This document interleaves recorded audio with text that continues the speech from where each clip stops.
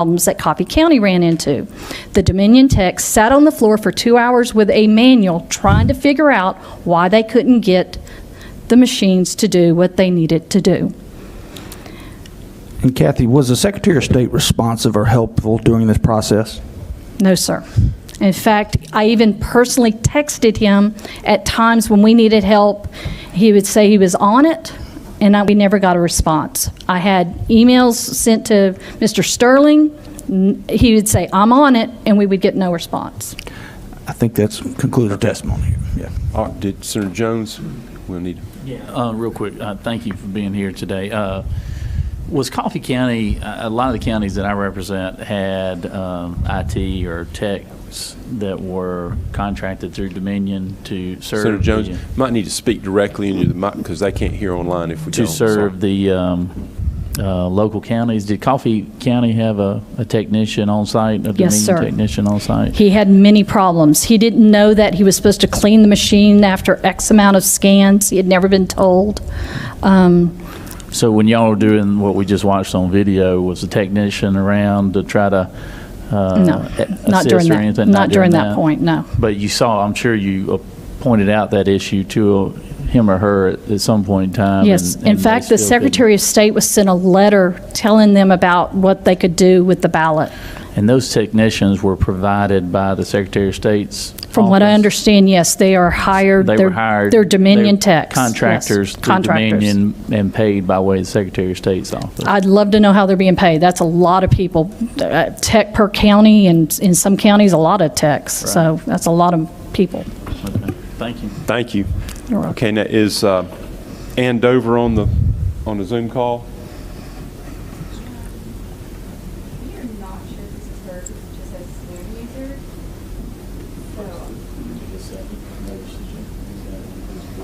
So, Are you able to? Not yet. Okay, we will move on to John Cochran. I am here. Is that her? Okay, we have her. Thank you for coming so far. We welcome. appreciate your time. just joined by audio.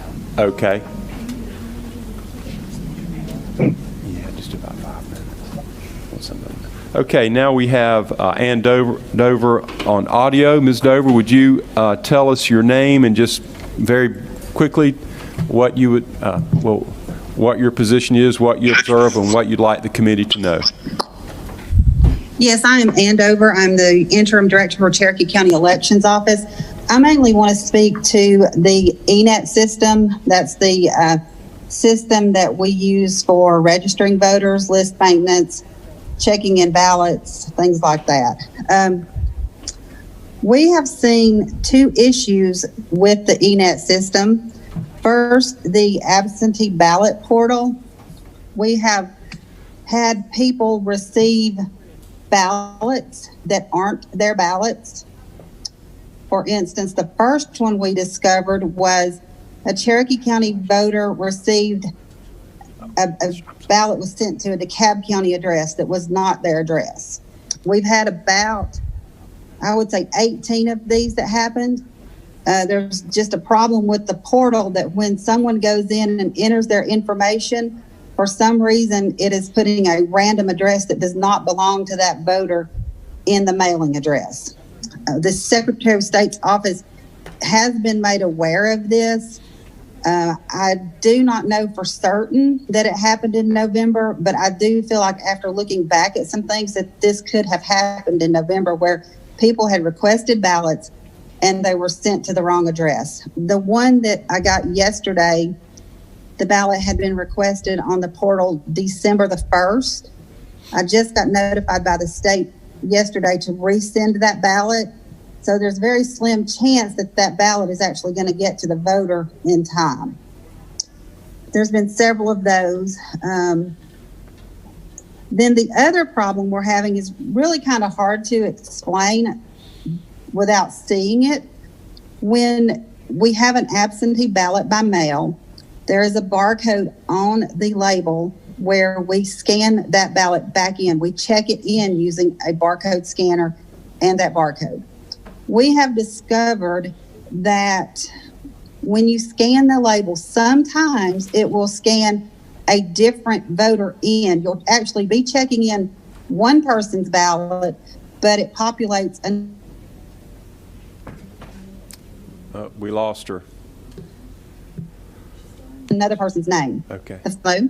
You broke up. Could you repeat what you Can said? y'all hear me? Now we can. Okay. Okay, the first time that this happened was on December 1st. We checked in a ballot, and then we could not find the ballot. We spent days trying to find it. We've never lost the ballot, and we thought we had lost it. Then on December 14th, we are getting ballots out of our ballot box, and suddenly the ballot appears.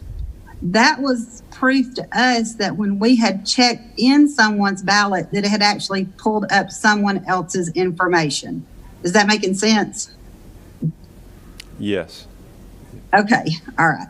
So we started getting error messages, and we kept discovering that those kinds of things were happening.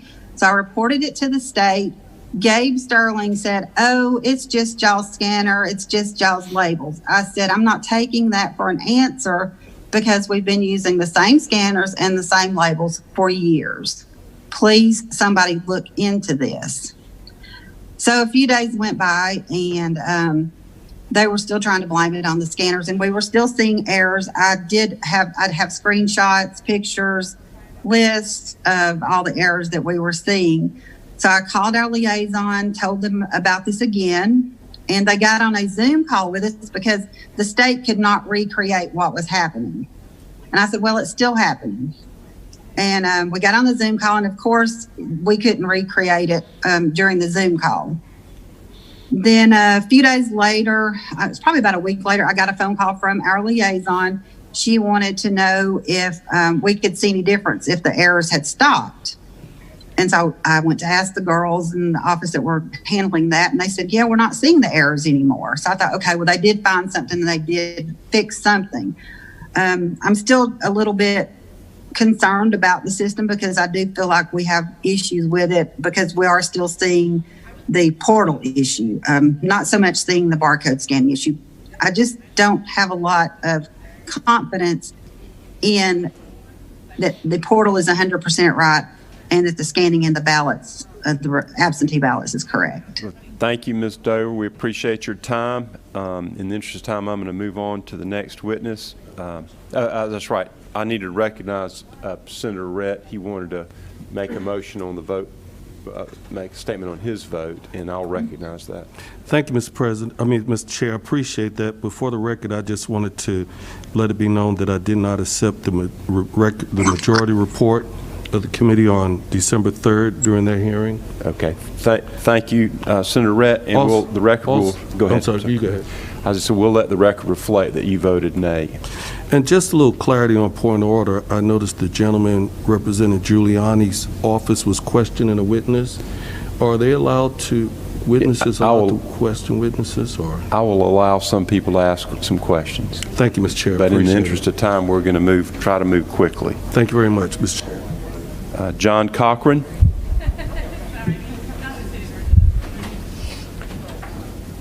Here he is, Mr. John Cochran.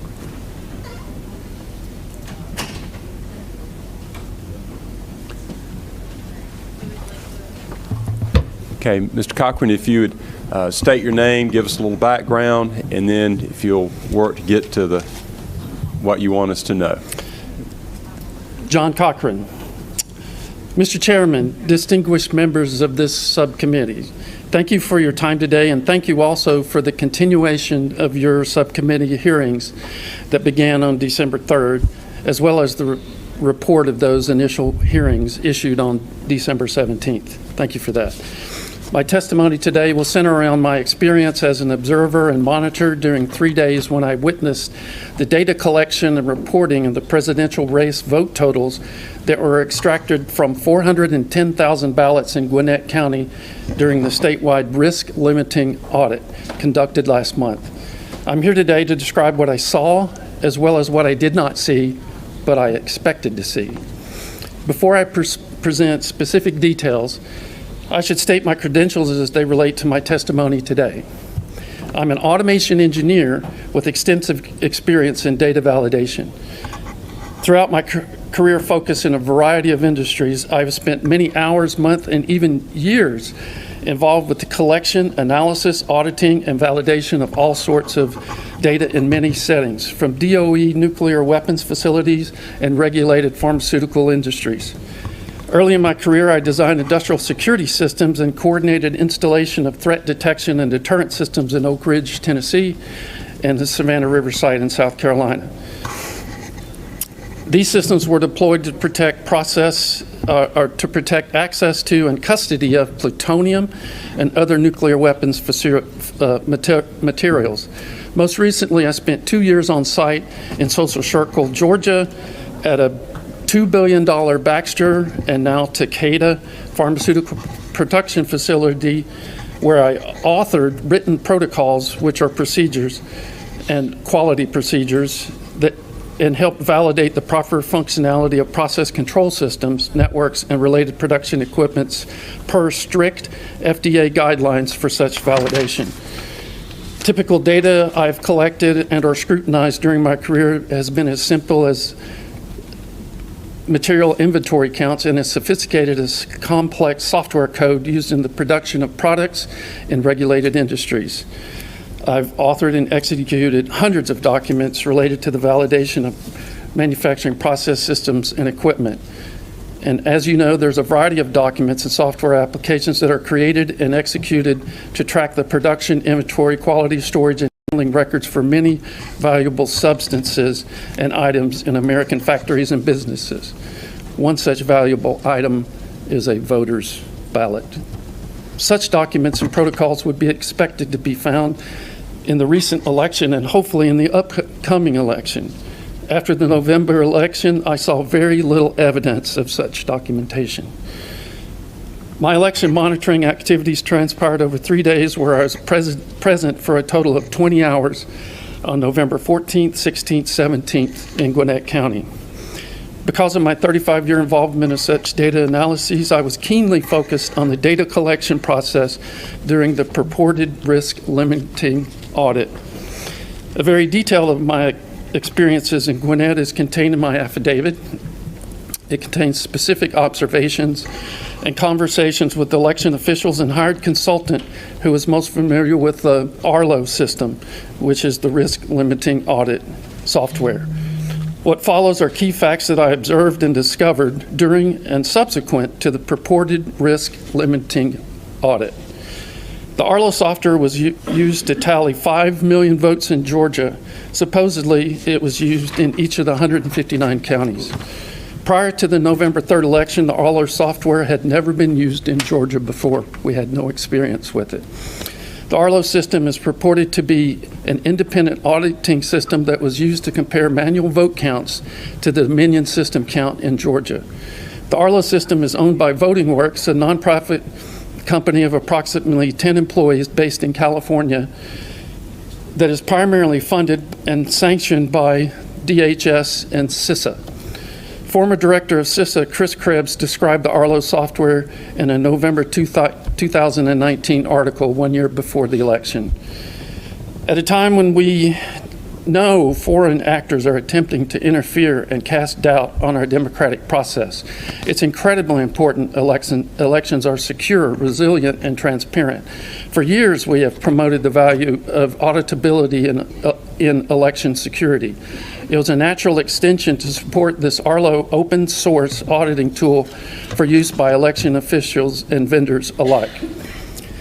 Voting Works founder Ben Adida stated in the same article, CISA helped fund the engineering development of Arlo to ensure it was free and open source. Free meaning no cost, open source meaning easily accessible by a coder to see how the code works. In addition to the software, CISA's organization will be offering states, this was a year ago, low-cost hosting and support options, as well as training on how to customize the software for their specific election process. It would be nice to know how much Georgia taxpayer dollars were spent on this free system and its consultants. In addition to Georgia, the Arlo software has been deployed in other states. Pending audits are being considered or had been considered for Pennsylvania, Michigan, Wisconsin, Missouri, Virginia, California, Colorado, Rhode Island, and Ohio. I should note that all the states that will use Arlo may not use it the way Georgia used it. Georgia used it to do a 100% audit of 5 million votes. The most standard way to use Arlo is to take a random sampling and test to see if the votes show that the statistically relevant number of ballots did or did not deviate from the final margin. So they're just looking at margins as they test the random ballots. I have, in my written statement, I have links to the sources for these states that are considering using Arlo or did use Arlo. The Arlo software is an internet cloud-based web application. There is no need for local servers. The tallying computers contain the Arlo client software, which is a small piece of software that is phoning home to the mothership. And it's connected to the internet via local wireless network. Each tallying table in Gwinnett County contained one laptop and 2 election workers who would enter data into the Arlo application. From what I could see from 6 feet away, that there were 2 people sitting side by side entering data and verifying the data from batch tally sheets. They entered into the database form the batch ID, the vote count for Trump, the count for Biden and Jorgensen, and then the total. Individual batch tally sheets had contained handwritten ballot totals recorded onto a standard paper form earlier by election workers who were actually counting the physical ballots, a stack at a time, an average of 100 ballots per sheet. Sheets were signed by election workers who had previously counted them at separate tables. At peak times, there were approximately 50 laptops on the counting floor. At least one Post-it note was seen on an election worker's table containing the wireless password for the 50 computers to connect to a local network used to transfer Arlo data via internet to the Secretary of State's office. I asked a visiting consultant at the Gwinnett site, who was very familiar with Arlo and was obviously responsible for the training of the workers there, about the location of a local Arlo server and if local backup tallies were being kept. She responded that there were no central collection server computer or local tallying application located in Gwinnett County or any other county in the state as far as she was aware. So wait a minute, let me stop you right there. Are you saying that there was that information that was put into the Arlo system was not kept locally? That's correct. And it was sent to the cloud? 5 million of them. Okay, thank you. As far as she was aware, no such counts of independent data or their existence were being kept. For each county to obtain final Arlo results, the state would notify them of their total. This is referred to as a top-down auditing process, and it's not a preferred method of formalized validation, which deploys a bottom-up approach. The numbers from the bottom challenge the numbers at the top, not the numbers at the top tell the bottom what they counted. That's just backwards. I provided detailed information in my affidavit of the Arlo system regarding the open source aspects of it that, while transparent, also make it vulnerable, especially since the code that is used to execute can be seen and analyzed by outside sources. Furthermore, a cloud-based web app can easily be intercepted by those in the know, especially anyone who contains a network password. Lastly, my affidavit shows actual code available in the public domain and linked to by the VotingWorks webpage. There is at least one code example that has been on the reference site for over 8 months that can be used to hack Arlo applications. The code example includes detailed coder's notes that describes how to detect a hack attempt, but more alarmingly, how to actually grant administrative access to any user who turns that access on and off by simply setting a programming variable. Many of you are aware that the Arlo audit that was deployed at the request of the governor's office was used to collect and tally presidential vote information from approximately 5 million, or 100% of the ballots cast in 159 counties in Georgia. I have repeatedly referred to the Arlo tally as a purported audit because I personally do not believe that a bona fide audit was actually performed. A true audit would have collected additional validation data in the form of independent backup data from the 159 counties. If such an independent check of all the collected data was actually performed and has not been reported by the Secretary of State's office to the public as far as I'm aware. And I've looked all over his site for all of the files, and I've analyzed a lot of data sheets, and I've not seen any independent count of Arlo data or challenging of the Arlo data by an independent source of data. Hopefully, this backup data still exists in the form of the paper ballots that were being entered electronically. There's a piece of paper out there. There's in the state of in Gwinnett County, there's probably 4,000 of those sheets of paper, and across the state, there's probably 50,000 of those sheets. So if everybody followed the same procedure. According to Georgia's local government records retention schedules, LG 07056, on recount records, all records related to recounting or recanvassing of the votes cast in an election shall be retained for 2 years.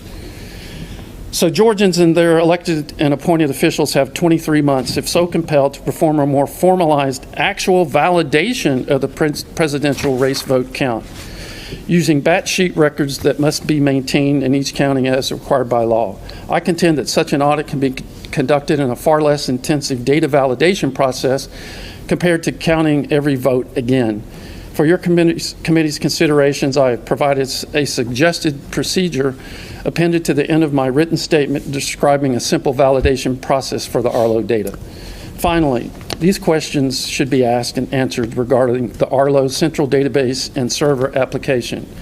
Is there a record of who actually performed the final tally at the Secretary of State's office using the central server's cloud application? Were any of these central server administrators connected to Dominion as employees or consultants?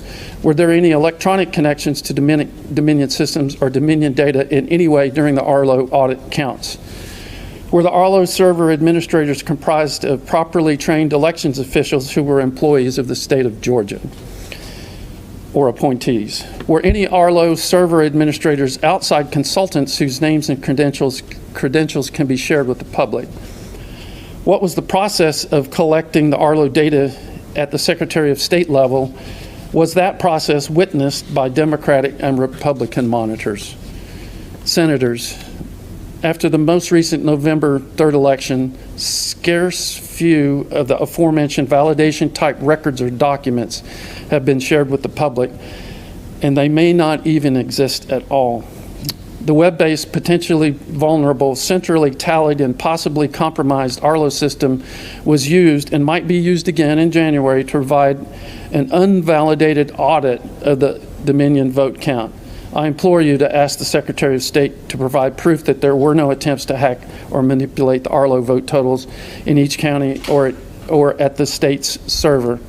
Suggested examples of electronic file and software validation methods are also described and have been included at the end of my written statement. If such measures have already been performed, these records should be shared with the public. In conclusion, I and many other Georgia voters are concerned about the lack of transparency regarding the Arlo audit. This concern can easily be alleviated by auditing the audit using proven validation methods for software systems. Finally, as a citizen of the United States and a resident of the state of Georgia and a property-owning taxpayer in the county of Gwinnett, I and other voting Americans applaud your efforts to uncover and address the anomalies associated with the November 3rd election. We are also watching with vested interest to see if any of your findings or recommendations will actually be implemented in the collection of, reporting of, auditing of, and finally validation of and certification of the upcoming January Senate race. The eyes of the nation and the world are focused on Georgia's ability to conduct a fair and transparent election. Thank you again for your diligent efforts to take what was and is still being learned, and to the extent possible, applying those lessons learned to restore the public's trust in accurate results of the Senate runoff next week. These same sentiments apply for future elections in the great state of Georgia. Thank you, Mr. Cochran. Thank you. Appreciate you being here. We've got to move on, so I'm not going to take any questions here. I'm going to ask Ms. Marcy McCarthy. Appreciate you being here. Thank you for your Thank you. testimony. And we need to make sure that I have a copy of the affidavit that you were referring to, please. A little taller. Good morning, everybody. I'm Marcy McCarthy, and I'm a successful businesswoman in the cybersecurity industry. I was also elected as a 2020 national delegate for the Republican National Convention. In 2020, I served on the voter review panels known as VRPs, representing the DeKalb GOP during the presidential primary in June, the August runoffs, and the general special elections in November. Today, I'm going to share with you how the processes and controls were either altered and removed entirely for the general special elections that were in place in the June presidential primary and in the August runoffs, which caused several irregularities and inconsistencies within the VRPs in DeKalb County. Specifically, the role and the composition of the VRP changed from a two-person bipartisan panel to a four-person non-objective panel, which resulted in two pairs of VRPs operating independently of each other, for 5 days during the adjudication process. I will also share with you how, when adjudicating ballots via scanned images on the computer workstations, there are absolutely no system or physical controls. There's no audit capabilities either to protect the integrity of the ballot as it is originally cast. We also could not protect the changes that we were making to the general election sections of the ballot. Additionally, computer IDs were shared amongst election personnel on the workstations that we were assigned to for the ballot adjudication process by the VRP. This made it absolutely impossible to track what work was done and who made this work. The duplication of the absentee ballots and the military ballots did not have witnesses as required by Georgia Election Code. Unlike the summer elections, the duplication ballots... Wait a minute, let me stop you right there. I want to catch that.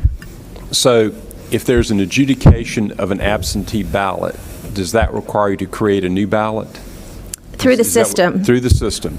On the scanner. On So the you're scanner. modifying the original ballot, and then if you can't complete the voter review panels, because there were two separate entities to them, we had a Republican and a Democrat, and a nonpartisan component. We were instructed to only do any type of adjudication to the general components of the ballot. The nonpartisan component or the nonpartisan VRP was asked to do the special election components as well as the constitutional questions on the ballot.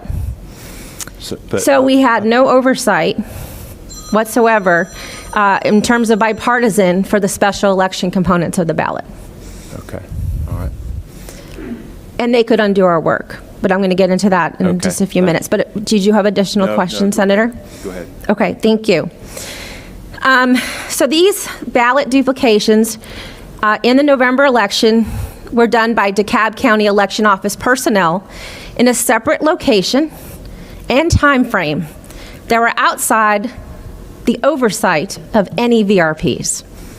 It is also my understanding that the duplication of the ballots in January's runoff election will be facilitated in the same manner. Because there's no checks and balances in the absentee ballot authentication process, human error caused two voters in DeKalb County to be disenfranchised that was unbeknownst to them, as their absentee ballots were cast from a primary election and the outer and inner envelopes had already been separated. There's also an inherent bias in the VRP once working as a single body. So let me explain a little bit to you about the VRP, the voter review panel. As we heard earlier, it is to determine the voter's intent and is to be done so in a bipartisan manner. During the combined presidential primary and the runoff elections, the VRP was comprised of a Republican and a Democrat, and it was truly bipartisan. However, the general special election VRP was comprised of 4 people: a Republican, a Democrat, and 2 nonpartisans. These nonpartisans were represented by the League of Women Voters, which claims that they don't support or oppose candidates, but absolutely support a variety of progressive public policy positions lining with the Democrat Party. So in practice, the VRP composition during the general special election was comprised of 1 Republican and 3 de facto Democrats. Although the Georgia Secretary of State's office authorized a start date of October 19th, 2020, the VRP panels in DeKalb County did not commence their work until October 28th, 2020. For 5 days, the Republican and the Democrat participating in the bipartisan portion of the VRP only adjudicated the general election components of the ballot and put over 800 absentee ballots into a system quarantine mode for the nonpartisan VRP to adjudicate the special Senate election, constitutional amendments, and other questions on the ballot. These 800 plus ballots were adjudicated separately with no partisan oversight and done via an honor system. This was done to expedite the workflow of the VRPs due to the high volume of absentee ballots, a delayed start, and there was only 1 pair of nonpartisan VRPs for 5 to 7 pairs of bipartisan VRPs. What I really found troubling is that because the nonpartisan VRPs were operating independently for 5 days, and the most common error in the special Senate election race was an overvote of all 5 Democrat candidates, there was an untethered opportunity to award that overvote to Raphael Warnock, as there would be no audit trail that showed any modifications, who made that change, and when the changes were made. Additionally, the computers, as I mentioned earlier, to review the ballots were signed into by DeKalb County election office workers who seemingly shared the same user ID, and they could be logging on to multiple workstations at the same time. So we had no controls. There was no way to track who actually logged onto these computers, who used them, what time, when the work was performed, and how long the work was being done. Whether intentional or plain incompetent, this effectively made it impossible to audit the work of these individuals, to detect fraud, and adhere to Georgia's election code. During the entire time of the November election, there was a significant difference in the duplication process of the absentee, military, and UCAVA ballots from the presidential primary and runoff elections, in that the duplication of it was performed by an unsupervised election workers and not by a VRP. In the summer elections, the VRP duplicated the absentee, military, and UCAVA ballots that could not be read by the scanners. And it is really important to note that in Georgia, military ballots cannot be read by our state-of-the-art scanners. In the November election, DeKalb County Elections Office accepted 1,878 military ballots out of 2,500 that were initiated. To elaborate on the duplication of a ballot and what was done in earlier elections but was not done in the November election, is that one VRP would read the contents of the original ballot, while the other VRP would duplicate to a clean ballot with a special black marker that could easily be read by these scanners. When we swapped the ballots, called out the contents of the original ballot, and then we would audit that against the new ballot.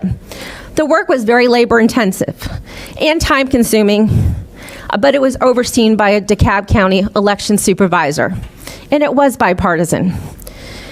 As a result of the election workers performing the duplication of the ballots in the November election, and the fact that they were only sending us to the VRP the absentee ballots that they determined to be clearly duplicated due to the errors that they found, they were essentially serving as a de facto VRP by duplicating and performing an initial ballot adjudication of the absentee ballot during the November election. It is my understanding, again, that the elections office personnel will be duplicating ballots without any oversight in the January runoff elections. My final area of concern is twofold in that there are no checks and balances in the absentee ballot authentication process, and there's no defined escalation procedure. In that, if there's not a unanimous decision, because there's no creation of a vote review panel, which is also outlined in our state election code. Rather, that role was done on an ad hoc basis by the seat of their pants, and an election office supervisor did it. During my VRP on November 3rd, 2020, from 12 to 2 p.m., the VRP was asked to review a pile of paper absentee ballots, only to be stunned to find a presidential primary ballot included within the general special election absentee ballots. The ballot was put aside as we awaited for an election supervisor to tell us what to do. This was a Republican ballot voting for Donald J. Trump at the top of the ticket. We came across a second one a short while later, also from the presidential primary, and this time it was for Vice President Joe Biden at the top of the ticket. The election supervisor was also unsure on how to discover or handle these absentee ballots from an election that already occurred. So after a short period of time, she returned and said that the aforementioned absentee ballots were deemed to be valid during the opening and processing stage. As the envelopes, though, were no longer affiliated with the two absentee ballots, they had to be spoiled and disqualified. After asking some additional questions, we learned that this was a common error where a voter confuses the absentee ballots. This error should have been caught by the election office personnel at the time of the opening and validation of the absentee ballot, where the voter could be contacted to cast a ballot in the correct election, which was the general special election. Furthermore, these two ballots should not have been put forth to a VRP, as we're instructed to assume that these absentee ballots are legal ballots. Consequently, two DeKalb County voters had their absentee ballots accepted, but were ultimately disenfranchised. This situation has actually troubled me in the past month or so since our election occurred, because there was no way for us to honor a voter's intent. And since I've often wondered, since this happened, how many other Georgia voters unknowingly had their votes suppressed because of these mistakes, but logged into the MVP system only to see that their vote had been cast. My final area of concern was on November 4, 2020, during my 12 to 4 p.m. shift, where the VRP was asked to review a set of paper ballots. Now the four-person VRP was working in sync, and we came across a ballot that had gotten wet and the ink had run. After a careful inspection of the ballot, the one Democrat, two nonpartisans, and myself were in disagreement around the voter's intent. 3 were favoring a vote for Raphael Warnock, and 1 was against. As the sole Republican, I was outnumbered. Due to my strong dissent of this decision, we sought the advice and knowledge of an election officer supervisor to determine the correct resolution on how to handle the vote or how it could be escalated. Once again, acting as the de facto chief voter review panelist, the supervisor ruled in favor of Raphael Warnock, siding with the de facto Democrat VRPs. The process was, again, on the fly, and the only thing that we were able to do at this point was fill out the green exception form that outlines the instructions for the VRP, for the ballot duplicators, now the election workers. It was tossed in a pile and later scanned, assumingly, in a pile. In conclusion, My testimony demonstrates that there is not a bipartisan VRP in DeKalb County that took place in the November elections. And furthermore, it is evident from my firsthand account from serving as the VRP representing the Republicans that there's a significant bias towards Democrats. Combine this with the dereliction of duties and inadequate communications, DeKalb election officials and the DeKalb Board of Elections have failed to deliver a transparent election. As a cybersecurity professional, I'm appalled at the lack of system and physical controls that are not in place protecting our most sacred right of being able to vote as an American. I believe that if an audit were to be performed on the DeKalb County Review Panel adjudication process, it would receive an F, as it failed to advocate and protect the voters' intent. As Georgians, and more importantly as Americans, we can and should be doing better to protect our election integrity and restore our faith in our elections. Thank you very much. Thank you, Ms. McCarthy. Thank you. Now we'll move on to Mr. Jovan Pulitzer.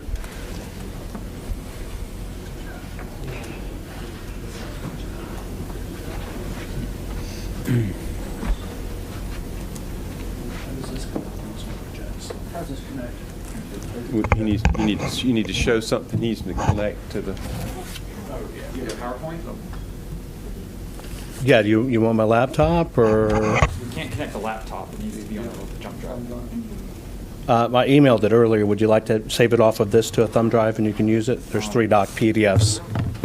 I've never received the email, but I can. Who did you email? I'm sorry, I'm just not familiar with who you are, but there's 3 PDFs here. You can just save these 3 PDFs and I'm using them in that order. We got the thumb drive here. Bob Olson has one. Why don't we take a 5-minute break while you do that? Sure. And we'll reconvene in 5 minutes. Thank you.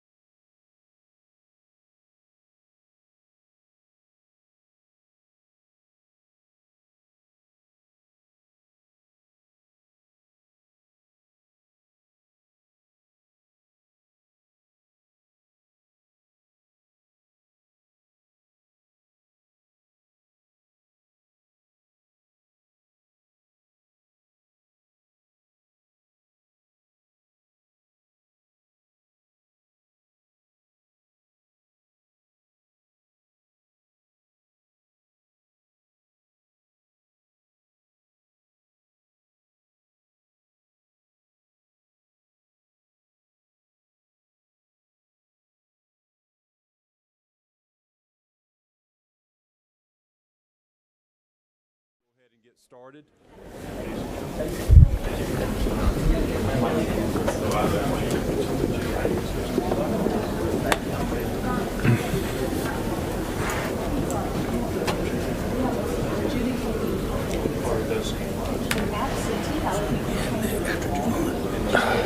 Garland. And then we have Santa. I was having him grab them.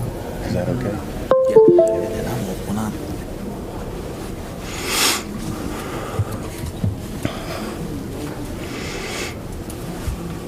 Okay, let's see if we could close that door. All right, if you would, Mr. Pulitzer, state your name and a little bit about yourself, and Certainly. let us know what you want. Jovan, Jovan Hutton Pulitzer. I am an inventor and pattern recognition expert.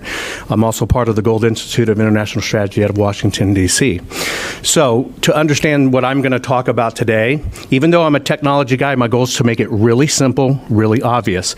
I'm not going to be talking about codes on machines, how things are swapped, server overseas. I'm just going to show you the simple basis of what possibly went on, but most importantly, how this is fixed, how it's detected, fixed, and will never happen again. And that basically is based on my technology background for over the last 30 years. Just so you have a little basis in it, the fact that your phone now can scan a barcode in any grocery store or any kind of code, or in fact you hear Q codes here today, any type of machine readable code as it talks to the internet, that's my technology. It's a basis of my patent portfolio of about 200 patents on that particular one. My patents are so prolific in licensing that every manufacturer in the world basically licenses my patents to use on any mobile device except one, Huawei out of China. They don't license it, they just use it. And I'm on approximately about 12 billion devices globally. And that's what I'm going to be talking about today, keeping it simple. What could have happened here? How can it be detected and confirmed? And then how can this hole be plugged from now on? Because this is about vote verification. It's 3 Ps that I'm going to deal with today. First, the people. Second, paper. And 3, protection. That's all this is about. So if we'll go on the next slide, if you just roll up for me, I want to kind of show you what I'm talking about when I talk about kinematic artifacts. Kinematic is just a nerdy word for evidence on paper. When 2 physical forces come together, right, and a paper's bent, there's always going to be an example of that. All of us have dealt with this. Machines have very hard, strict rules. You can go to the bank. You can use your debit card. If you put in your PIN wrong, it kicks it back. It keeps asking you, no, correct this, no, correct this. Now, you know your money's there, but if you enter your PIN wrong, it won't work. Same thing with your password for your email. So machines have very, very hard rules. A lot of those rules are also in the physical world. So before anything became a rule of a machine, it became a rule in the physical world. That means somebody's hand put it in. In this case, it's paper. What I'm going to be talking about is kinematic artifacts. That's the fold that's left over. You take a brand new dollar bill and you fold it. That fold will always be there. Go to a coin machine and a snack machine, trying to get a snack out of it and put in your dollar bill and it kicks it back. It's the machine saying, something's not right about this dollar. It's broken, it's messed up, the color's not right. We have all experienced this before. What I'm going to be talking about is kinematic artifacts. If we'll move on to the next PDF, please. I'm going to show you how my process of our team, what we're going to do, and if we can enlarge that, that'd be great, is we can detect what I'm calling the counterfeit. There is nothing new that I'm going to be sharing with you today. This is how counterfeit bills are detected. This is how counterfeit art is detected. This has already been adjudicated. It's not new science. It's just never been applied to these very important things in our process. It's about the people. The people want confidence that their vote matters, period. I personally do not care how this comes down, but I do care about the vote being counted and the vote mattering. Whatever our system can detect, and that's what we're here to do, is offer something that can remedy this immediately, the numbers will speak for themselves. The people need that confidence. We need to give the people of Georgia that confidence. But this is not about Georgia. The United States is watching. And this is also not about the United States. The entire world is watching this process. You know, people come, when I was coming in here to Georgia last night, yes, sir. Mr. Bolton, let me ask you a question. You talk about counterfeit. If we were able to get our hands on those... Senator Beach, can you speak into the microphone so sorry. people can hear you? Can you hear me? Yes, sir. Okay. Mr. Pulitzer, thank you for testifying. Thank you. If you were able to take counterfeit, if you were able to get your hands on the State Farm Arena absentee, on the ballots that were run between 10:30 and 1:30 in the morning, would you be able to tell if they were folded, and would you be able to tell if they were counterfeit?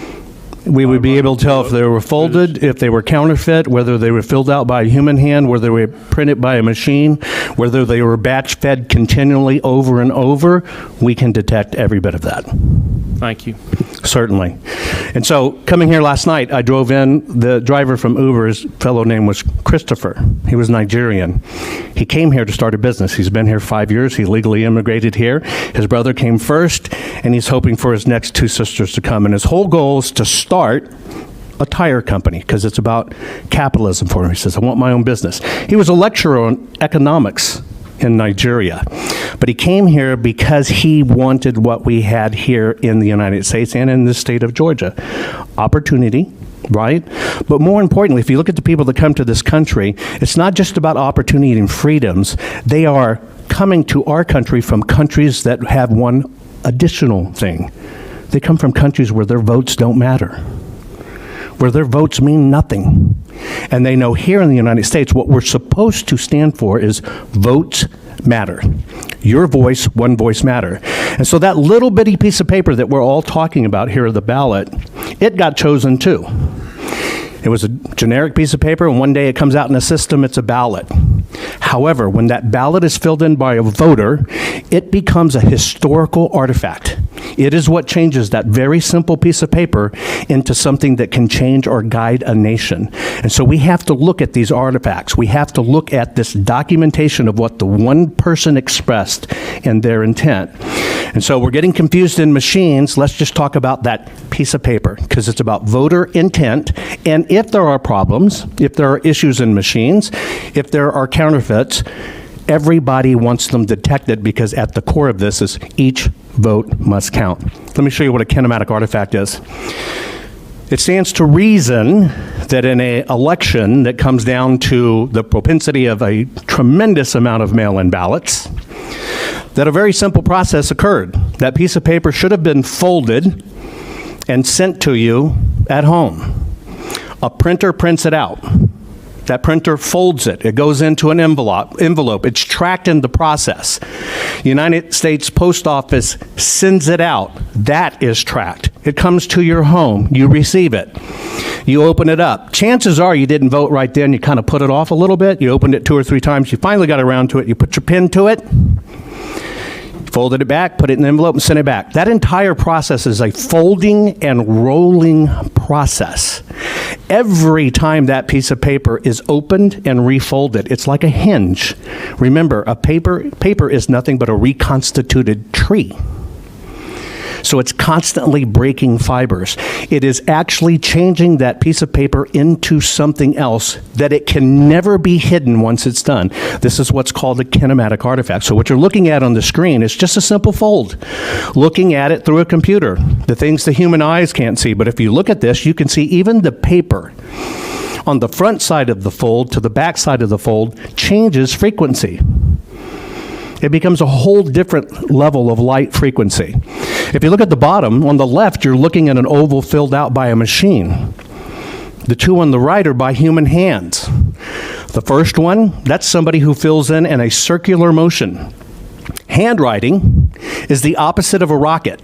Rockets take off, impact. Handwriting is impact, and then you're filling in that circle, and no matter how creative or non-creative you are, your mind goes, oh, I'm finished with that. But that finish process happens in your brain first, pen second. And so you always start to lighten the load. And so those little bitty light areas you're seeing is the load being lightened by the person's hands. The second one is actually a gel pen. If you look at the one on the left, that's done by a machine. A machine can never hide that it was a machine. can't, because the same process of printing the ballot is the same process of printing the vote. Is there another page in this slide? Let's look at these a little bit closer in it. Go on to the next one, please. You can roll it up. So keep on going. So you're looking at 4 forms of human dynamic.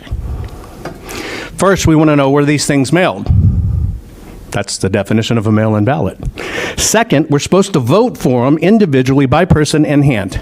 If you have a machine one in there, you didn't cast it by hand. You're looking at the 4 different types. Every pen has a signature. Every ink has a forensic signature. Every hand has a different stroke. You're looking at circular, scribbler, right? Inside out, gel, and Sharpie. Now let's go up to the next one, please. No, other direction. Thank you. Keep on going. Now look at the bottom in the machine. If you're looking at it, you can see the difference between the two. The handwritten one, the ink is over the paper. Look at the bottom one. That's a machine filling in an oval, and that's a machine filling in a scribble. But you can still see through it. You see all the little bitty dots? That's because the machine still prints the same exact way, just a little denser. It can always be detected. And unless the ballots all had original scribbles, that scribble can be detected. Every time that scribble shows up, we find it, we map it, and all of a sudden, if you have 50 of these scribbles, or even if you have 2, you technically have a problem. We'll go to the next part of the slide, next presentation, please. And so, things I'm hearing about that concern me, and this is what concerned me when I looked into this. So I'm the guy that told the world that, hey, that little bitty barcode that means a product can talk to the internet. And so things started to be tracked that way. Everything you see sitting out here on the committee's table that has a barcode can now talk to the internet. That's what I'm responsible for, making the physical world talk to the internet world. What bothers me in this process is to continually hear there is no, when you get adjudication, there's no paper trail. Or that's kind of wiped, or you can't tell what the predecessor was. That's disturbing. That's the first rule of forensic audits. And if it was an accountant in a corporation, you'd be fired. If you ran the financials for a public company and the numbers didn't match, and all of a sudden you couldn't adjudicate it and show the records, you'd go to prison. Now this is as simple as scanning a loaf of bread at a grocery store. When you walk in and buy a loaf of bread and it works off that barcode, that's your vote. You're walking in saying, I want this bread, this is my candidate. You walk up to the cash register, you're handing it to the checker or you're doing it yourself. That's basically the polling machine. And when that scan happens, it goes, a loaf of bread, $2. That's what you expect, that's what you committed to. But if all of a sudden that scan said, sorry, it's a transmission change for your car, you owe us $5,000, you would have a conniption fit. What's sad about this is we're not even performing at standards that we expect out of grocery stores. We're not even performing at standards that you would accept from your online purchase. When you fill that shopping cart, you expect that shopping cart to be exactly what you chose. And if you had a problem with Amazon because they shipped you 20 things you don't need but still charge you, you would be on the phone to Amazon complaining. They would have to audit it, figure it out, and make it right. But we don't do this in elections. We play hide and seek with documents. We don't turn documents over, which are the property of the taxpayer. Federal law states this has to be available for 22 months for audit and inspection. That is a federal law, ratified many times over. But yet somebody can sit and say, no, we don't want to show you. You don't have access to it. That is an issue. All of these issues we can fix if we can get access to the artifact that the voter intended. And what is that? That's the physical ballot. I heard about testimony about Q codes. They wouldn't run in the machine. The one thing that was common that wouldn't run into the machine was what? You heard it, the Q code. And then you heard it had to go through a secondary audit, and it still didn't run for the employee of Dominion. They had to do it over and over and still didn't run. You know what the common denominator is in that? the code. If you go to an ADM, put in the card because you have the card, but put in the wrong pin, what happens? Reject, reject, reject, reject. That paper ballot was reading that code. That code was what was making it fail. It should never occur. Ever. What it was really telling you is, I've seen this before. I've seen this before. I've seen this before, and they're using the code to adjudicate it out. It's a trick in systems commonly used. Let's take a look at some of these things. This is a Fulton County ballot. You can see the voting area of Fulton County on this one. We referred to it as 08L. It narrows down to Roswell, Georgia. These are physical ballots. You know, people got extra ballots. Some people got 5 ballots. Some people got 10 ballots. Tremendous amount of Texans got Georgia ballots. All kinds of interesting things happen, right? If you ever lived in Georgia, even people that moved away 10, 11, 12 years ago, they got ballots to vote in Georgia. So here you're looking at a ballot in Fulton County. This particular county, not according to my data, but according to public data, says 67.7% of the people voted Democrat. I'm just pointing this out so you understand. I use traditional coding, the blue for the Democrat side, the red for the Republican side. Let's take a look at the next ballot, please. This is a ballot for Buckhead, Georgia. This particular one says that 69.2% voted for the Republican Party, right? This one is what we call our RR ballot. Will you roll back to the first one? Look at the top right corner of that ballot in the block that says Fulton County. Now go to the next ballot. Look at the top right corner right there that says Roswell or Buckhead. Why is there not a tracking code in that ballot? That's the code that makes it cross-checked to the signature. Why is it absent? There are a lot of these inconsistencies in these ballots, and they run along party lines. Next slide, please. So here's the sample. Yes, sir, you have a question? Yes. Help me understand something. Can you go back up just a little bit? If you'll come a little closer to the microphone, I'll hear you. Sorry. When we're looking at, I'm just watching across Buckhead, Georgia, on your left side, Morgan County. I just want to make sure we're comparing apples and apples. Is there something here that's off with the data? Because it looks like we're talking about Buckhead, Georgia on your left side and Fulton County, which would be the neighborhood of Buckhead on your right side. I'm actually showing you the two ballots and what they relate to. I don't program that. I don't write that. That's in your servers. That's what your state says.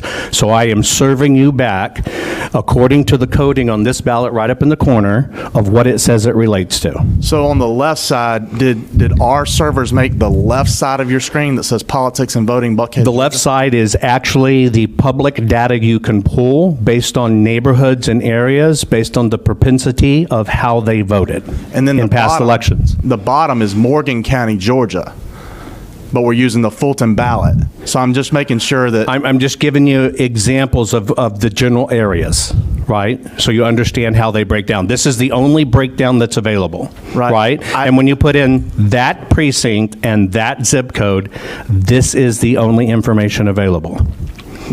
My question is, though, while I support your end premise, I believe, I'm concerned your data may not be the accurate data. That's awesome, because that's not the data I'm even referring to. Okay. Let's get to the ballot and talk about the exact ballot, because here's why. I'm not the webmaster for this. Neither are you. I'm not the webmaster for that. Neither are you. I can throw that off the slide, and we can focus on the ballot instead of what doesn't matter. Here's what matters. Yeah, that's what I'm wondering, because I'm afraid that your boxes refer to a different county, so I'm wondering... I'm referring to the ballot. Okay. And if you want to continue to refer to the ballot, I will show you the ballot. That would... Might I invite you to ignore every footnote that goes with the ballot, only focus on the ballot. Okay. Right? Then we'll focus on the same exact thing. Then we could still be talking... Okay, that's what I was wondering is... That's all we're talking about. We're only talking about here, Georgia ballots. Okay. So if you look at this ballot here, you can confirm on your own what district that comes from. You can see it right underneath there, right? The box And have nothing to do with the presentation, the box on the left and the box at the No, bottom. the boxes have to do to give you some reference to what outside sources say about where the ballot area is. That's not the right ballot area. I would suggest you submit that to the webmaster that does this for the state. I don't program it. I don't say it. And do me a favor. Will you scroll down? No, scroll down. Cover up that bottom. Now, if you look at the screen, let's look at the ballot. Don't get distracted in anything else. Okay. That might not even be the right red for the Republican Party or the right blue for the Democrat Party. But let's look at the ballot, may we? In fact, if you'll blow it up so big, Yeah, that would help. if you'll just blow it up so big that people who can't connect the dots will get it, let's just look at the ballot, right? This is called simple. Let's go even further. They might get distracted by the left side. There you go. That is so fat and so big you cannot miss we're talking about the ballot. Do you agree? I do. And I'm not going to roll up to the bottom so nobody gets concerned. So let's look at the differences between the two. You see the code on the right? He's talking about That barcode? Okay. Let's scroll back to the other one. Please be very careful not to show any other data to confuse people. Let's go up. There we go. Keep on going. And now let's look at the right side of the ballot. See that? There's no code there. Okay? where it would be right there. Okay, that's the point. Okay. Yeah, so there's no code there. Can we agree on that? Yes. Side to side. Okay. I didn't print this ballot. I do not assign the districts. I only look at the ballots. This is what the ballot says. Let's go into the next slide, please. Okay. Again, you can discard the information at the bottom if it confuses you. We have Sir, can I stop you for a second? We have a yes. Do you mind if I show you? It's not confusing. I want to show you what I was saying. It's not. I'm only talking about the ballot. I got it. I understand completely what you're Okay. saying. I'm only talking about the physical ballot. On that, we agree. Okay, good deal. That's 100%. I was wanting to make sure that we were on the same. 100%. I think Okay. we're all on the same page. So please, let's zoom up so there's no confusion. You have a ballot from a Democrat propensity area on the left. I did not print the ballot, have nothing to do with it.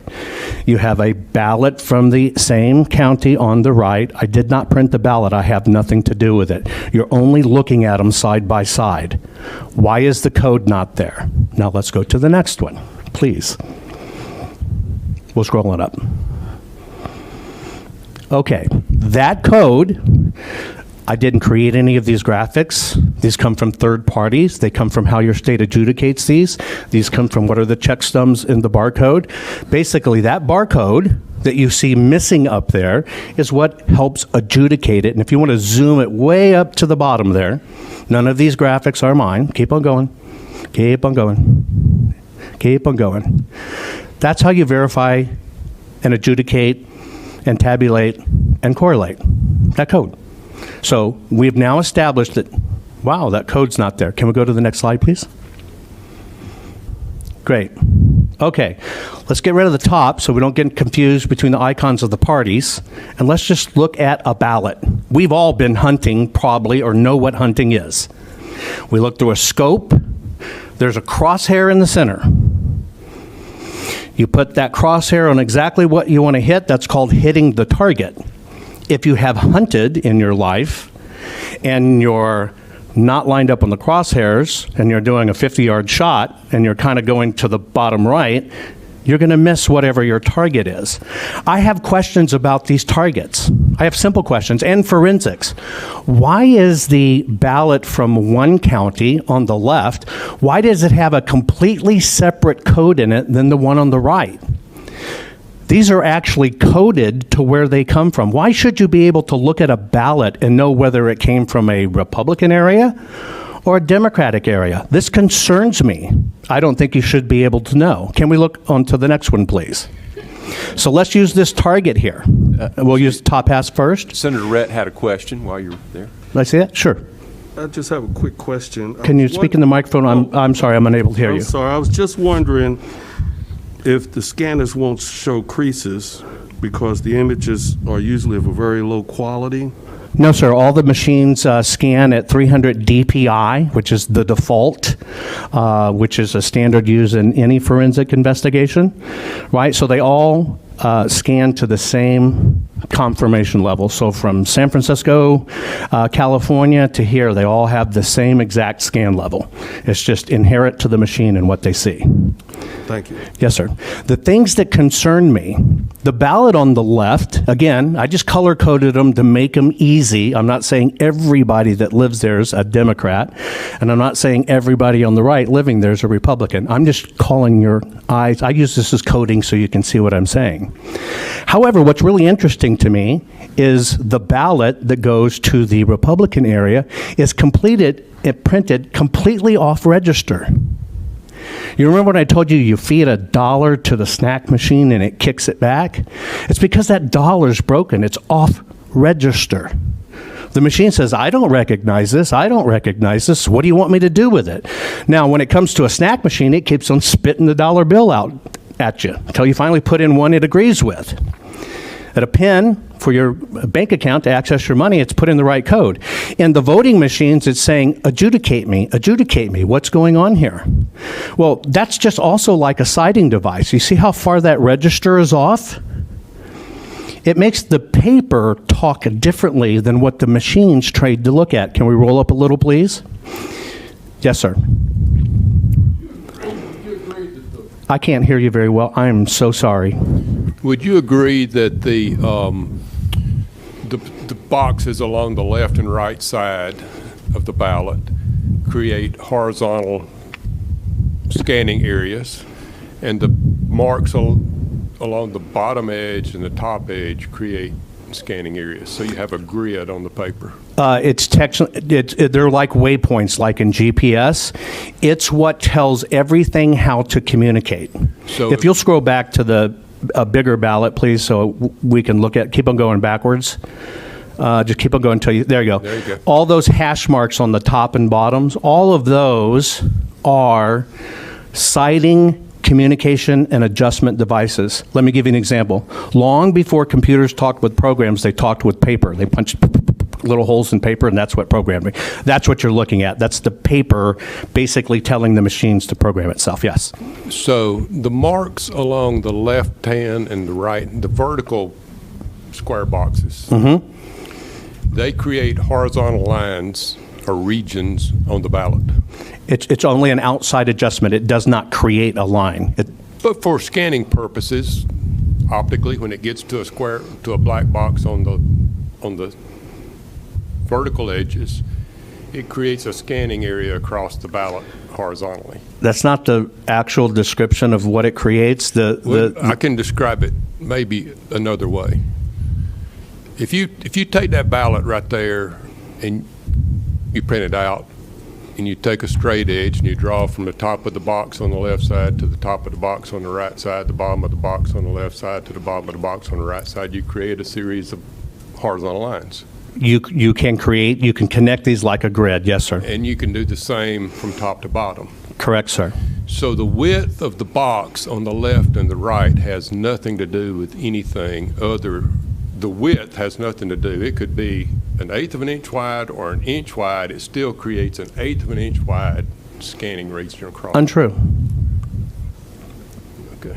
I understand what you're saying, but the signature of the ink creates something different. You can't, well, here you go. I'll give you a simple test. Take a $1 bill out of your pocket. Take a $5 bill out of your pocket, cut off the 5, put it on the 1, run it through your snack machine out there, see what happens. It's all going to be the same size. It's all going to be the same markers. It's all going to be the same detection things, but that's going to kick it back because the computer must see it exactly. So you can do this own test yourself, right? It has to be exact. We, in the human world, we deal with variables all the time. That's what we're talking about in ballots. Oh, we heard it. Oh, I think that's a vote for this guy. When somebody else says, no, it's a vote for this guy. What you just described was an opinion of variable. Machines don't operate that way. Machines have hard, absolute fact rules. Yeah, let me I know you don't know me. I'm actually an electrical engineer myself and have designed coin and currency processing equipment and dealt with currency scanners, so I know a whole lot about how they work. All I'm saying is all the little ovals on that ballot are lined up in that grid. Well, are we talking about the ovals or are we talking about the hash marks on the side? I'm talking about the ovals are lined up with those. The ovals have an exact location on the paper. We use all of those hash marks, top to bottom, left to right, to find out where that is. So- Let's share some common technology or terminology if it helps us communicate here. Number one, regardless to the machine, I don't care about the machine.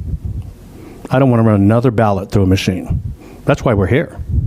So I do not care about how the machine reads it and what you're doing. I care about getting to the physical ballot. So in our world of what we're doing, which you'll understand this as a mechanical engineer, I've now said, I don't care about the machine. So now all those rules went right out the door. What I'm talking about is that piece of paper. What we do is we use those hash marks for something different. And those hash marks for something different are basically what we do when we look at the ballot. So this is the arena with no regard to what it was to do in the machine. We call it the stadium, the arena. Then when you go to the presidential area, we call that the football field. That one happens to be the Super Bowl field, I think we can agree. And you have other ones that are the state and college and local levels. And then all of them have a game ball in play. I have no regard for the smoke and mirrors of how the machines work, the hidden stuff in the code, or how this machine's supposed to be programmed. If the machine worked according to programming, none of us would be standing here. We're here because something broke. And so I'm saying, I don't care about the machine. I don't even care about the code that was written in the machine.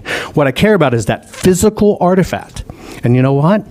That physical artifact has material differences from district to district that should not be there. Now, we can all talk about, well, it's scan lines and it's this. You know, as a mechanical engineer, that doesn't create a scan line, period.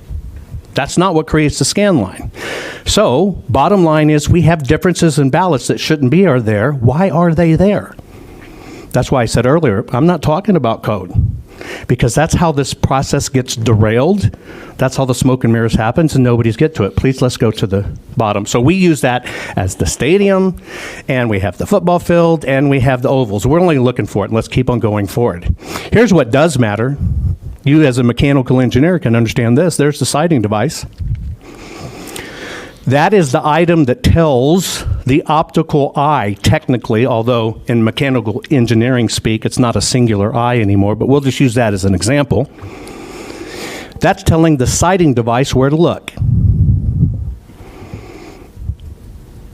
You, as a mechanical engineer, knowing forensic, knowing dollars, writing codes, doing whatever, you yourself know that when it doesn't line up, the machine doesn't work the way it's supposed to work. It's the difference between pulling your dollar bill out like this and looking at it, pulling the same dollar bill but doing it cross-eyed. One of them doesn't make sense. One of them doesn't look at the same thing the other thing does. That's why this paper is a piece of code. So, we don't care about the scan lines, we don't care about the resolution, we don't care about any of that. We care about the piece of paper. And if you're looking at the bullseye, can we draw that up and try to keep them both in frame? Just the targets on the bottom. There you go. If we're looking at the bullseye, the very thing that says, hey, look here. Well, the left one's saying, look in my yard, and the right one's saying, look 2 houses over. But you know what? The ovals never moved because they were printed hard. So even as a mechanical engineer or photography or optics or camera, when you expect to take a picture and you hold it at somebody, you're not trying to photograph 2 people over. And this is what it tells the machine to do. This is a problem at the most lowest elementary level. And the number one way it's cloaked, well, we can't see it in the code. We don't know how it's done. Show me the code that does it. Well, that's the code. That's the code. Any printer industry executive, any monetary printing executive, any engineer in the world that deals with printing will tell you this simple fact. If your machine is not calibrated to hit the target, it becomes something else. So if we talk about machines and we talk about code, it is a smoke and mirrors not to deal with what's real and physical. Here's my contention. This is the historical artifact of a voter. And states are telling voters, you have no right to that. The very voter that pays your salary, that paid for that ballot, that paid for that piece of paper, and paid for the machine that you're running it in. And so those people that pay your salary, that you work for and do this for, you're telling them you can't look at them. That is both unacceptable and un-American. What I'm saying is, all of these problems you've heard today can be corrected and detected now by the simplest of things. It takes you days or weeks to recount votes. Give me these 500,000 ballots, we'll have them done in 2 hours. How can you complain? What is there to hide with the physical artifact of the human interaction that is putting people in office? That is unacceptable, un-American, and to talk about it any other way is smoke and mirrors, is geek gobbledygook. We want to know if these ballots are authentic or counterfeit. We want to make sure every vote is verified. This is not about President Donald J. Trump or President-elect Joe Biden. This is about, are we still a country where your vote matters? One person, one vote. If you refuse to allow the ballots to be examined, the ballots, not the smoke and mirrors, but the ballots, let the machine look at it, not the voting machine that already messed up. Machines do what you tell them. You just have it look at that and verify the vote. There's only one element that will do that. The historical artifact of the people of the United States of America, and here, the people of the state of Georgia. They trusted you that this was right. They trusted you that your vote would matter. They trusted you, I have a voice and I want my voice counted. That is only that piece of paper. It is unforgivable for somebody to be able to audit something and then the original one disappears. How convenient. You know, if you did it in your company as a mechanical engineer and you had your CPA do it or your financial guy, you'd fire them. And that's just one little bitty company. But yet we accept this as a nation? Unacceptable, un-American. So our technology can answer every bit of these. If you want to roll up, I don't even know if there's any more. So let's look at this. Here's what I have a problem with, is simplest state. This is the county's statement on ballots. Went out on national TV. We had 113,130 votes at the time, and we had to adjudicate 106,000 of them. You know what that's really saying? Your machine didn't work. When the national average for the last elections, 2016, was what? 1.2%. That's an audited number. 1.2% of the total had to be adjudicated. And then you look at 2018, nationally, 2.7%. But yet your own election officials said we had to do this 93.6% of the time. Let me decode that for you. Mr. Mechanical Engineer, your machine doesn't work. Mr. Printer, your ballot's screwed up. Because you took something that should have been transparent and easy and readable and you put an opinion smack dab in the middle of it. How is that acceptable? That's like depositing $100 and your bank says, well, we only see it as $2.33. That's our opinion of it. Would you accept that? Because that's the net effect of this. No, it is unacceptable. And by the way, where everybody talks about batch scanning, which you have on video, people standing there feeding the ballots, doing the 3-card Monty, run them again. 1-card Monty, run them again. Let me tell you how that works, right? You don't go to the bank and deposit $1,000 and say, hand it back, let me run the same $1,000 through, and now you got a $2,000 net deposit. And you don't say, hand that $1,000 back, let me run it again, and now I got a $3,000 net deposit. We also don't take our $600 stimulus check and feed it to a Dominion machine because we get $187,000 back. Unacceptable. Now, you might be able to accept these, and everybody might try to talk quietly about it and duck their heads in the sand. This is not even a beating of a drum. This is a burning of a city.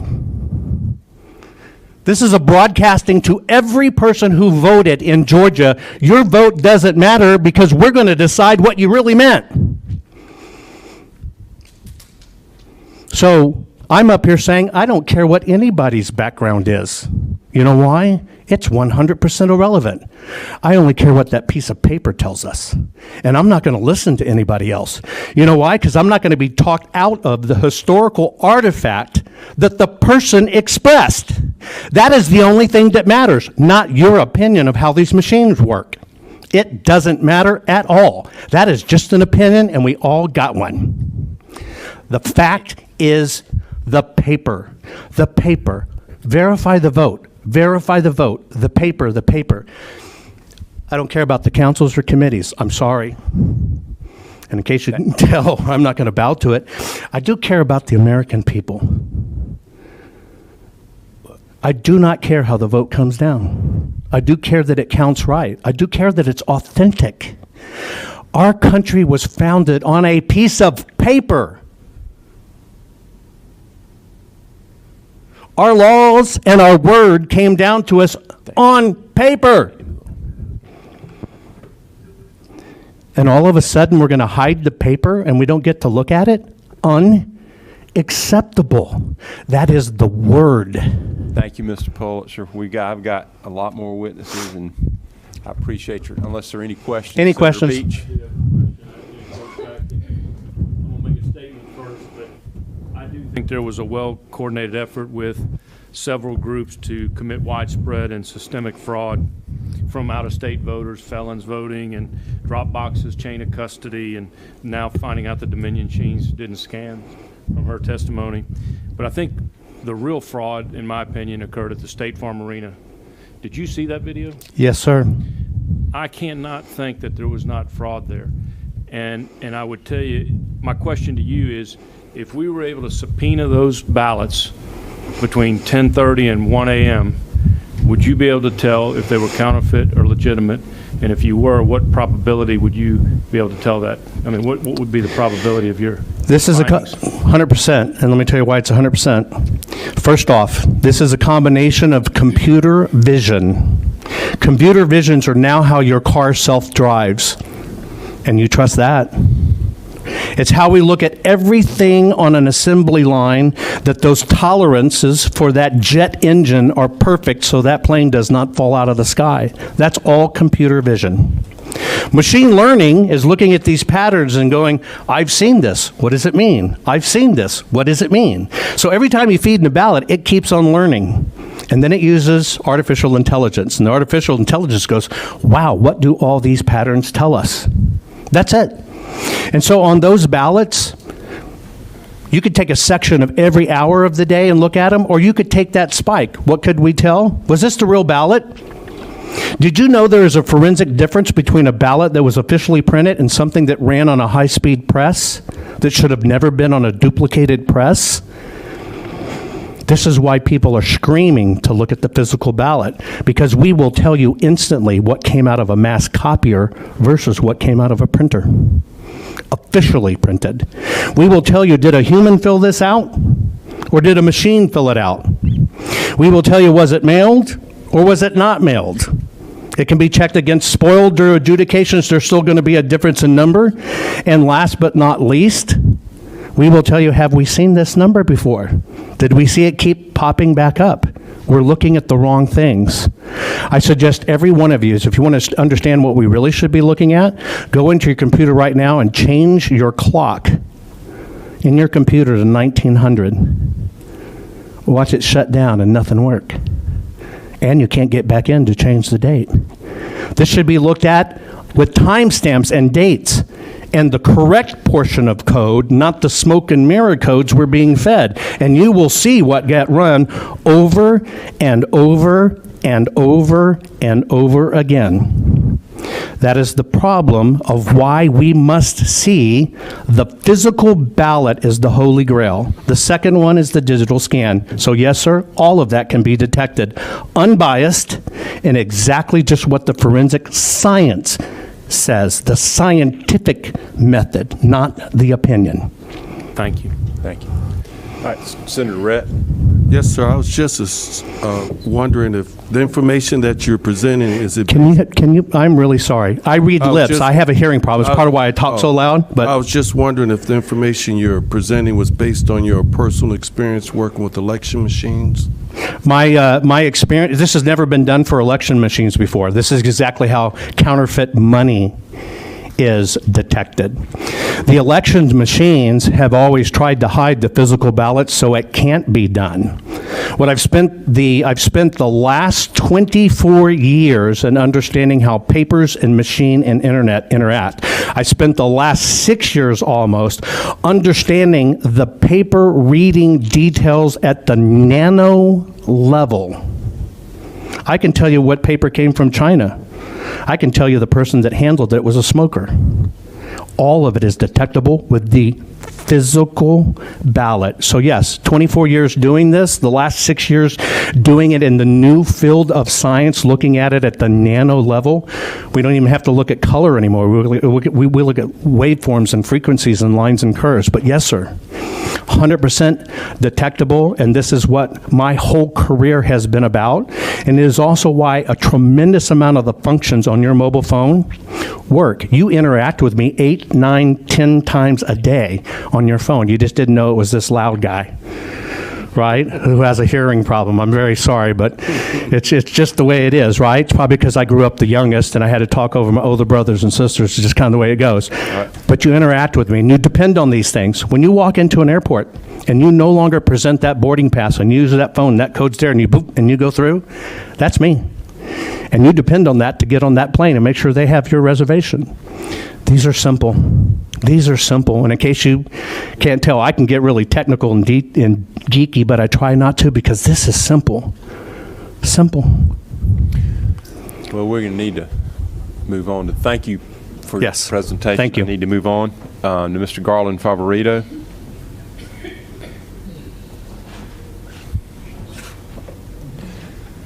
By the way, for the state of Georgia, we'll do this for the people. We'll do it absolutely for free. The moment you let us do it, we'll put it in the system and we will give you the answers you seek. Thank you. Thank you. Thank you. They're getting my presentation up. Let me just say, if we're kind of running behind, so I need for you to kind of, I know you're going to do quick. Well, you've heard me before. You know how fast I am. That's right. So, and I do want to address Senator Beach's question. We do have a motion to compel Fulton County right now to produce those ballots, but I'll get to that at the end. My name is Garland Favorito. I'm a career IT professional, over 40 years of information technology experience. I co-founded the nonpartisan Voter GA, Voters Organized for Trusted Election Results. 16 years ago, we've been leading the election integrity effort here in Georgia ever since. I wanted to take about 30 seconds to tell you how we got here, just to remind you. Last year, the U.S. District Court banned the old DBO DRE system as unconstitutional because it lacked verifiability, auditability, and recount capability. That is exactly what I told the Assistant Secretary and the system evaluators in 2002, 17 years earlier. That ruling last year overturned the Georgia Supreme Court ruling against us in 2009. And last year, the Georgia General Assembly legalized the new unverifiable voting systems that hide the votes in QR codes. The Secretary of State purchased Dominion Democracy Suite 5.5, BMD system for ballot marking device, and then the U.S. District Court found that it does not meet Georgia law just recently in regards to verifiability. So the question you probably want to know is, what were my roles in the 2020 election? Fast forward. I was the State Farm Arena observer. I'm going to walk you through that, and glad to answer any questions about that. I was a Fulton tabulation observer at the warehouse over there. I was an audit monitor. I was a recount monitor. And I also, as my role in the Constitution Party of Georgia as elections director, we coordinated hundreds of volunteers in dozens of counties to monitor the recount and the audit. As a Fulton County tabulation observer, I noticed an abnormal 20,000 vote spike for Joe Biden. I notified the elections director, the board, and the county attorney about that. I made an ORR request, open records results, for the interim results, but never received a response. As an audit monitor, we noticed 3 boxes and stacks on tables of 100% Biden ballots. That is mathematically, if not impossible, it is improbable beyond the nth degree. We also had 4 auditors that detected potentially fraudulent ballots that Javon talked about earlier. These they were not creased from being mailed, they were not marked with writing instruments, and there were differences in ballot stock. I immediately filed an open records request to view those ballots in the custody of the elections department with Fulton County, contacted all the same people at Fulton County again, attorneys, board members, and so on, but my request was ignored. So, I know some of you might be asking, why are we here? Haven't we counted these votes 3 times? Well, the original election results accumulated votes that were hidden in a barcode. That barcode is 100% unverifiable to the voters in the state of Georgia. The recount, according to the State Election Board rule, rescans the barcode, which simply reprints the previous unverifiable results. A recount is meaningless in the state of Georgia, according to SEB rules.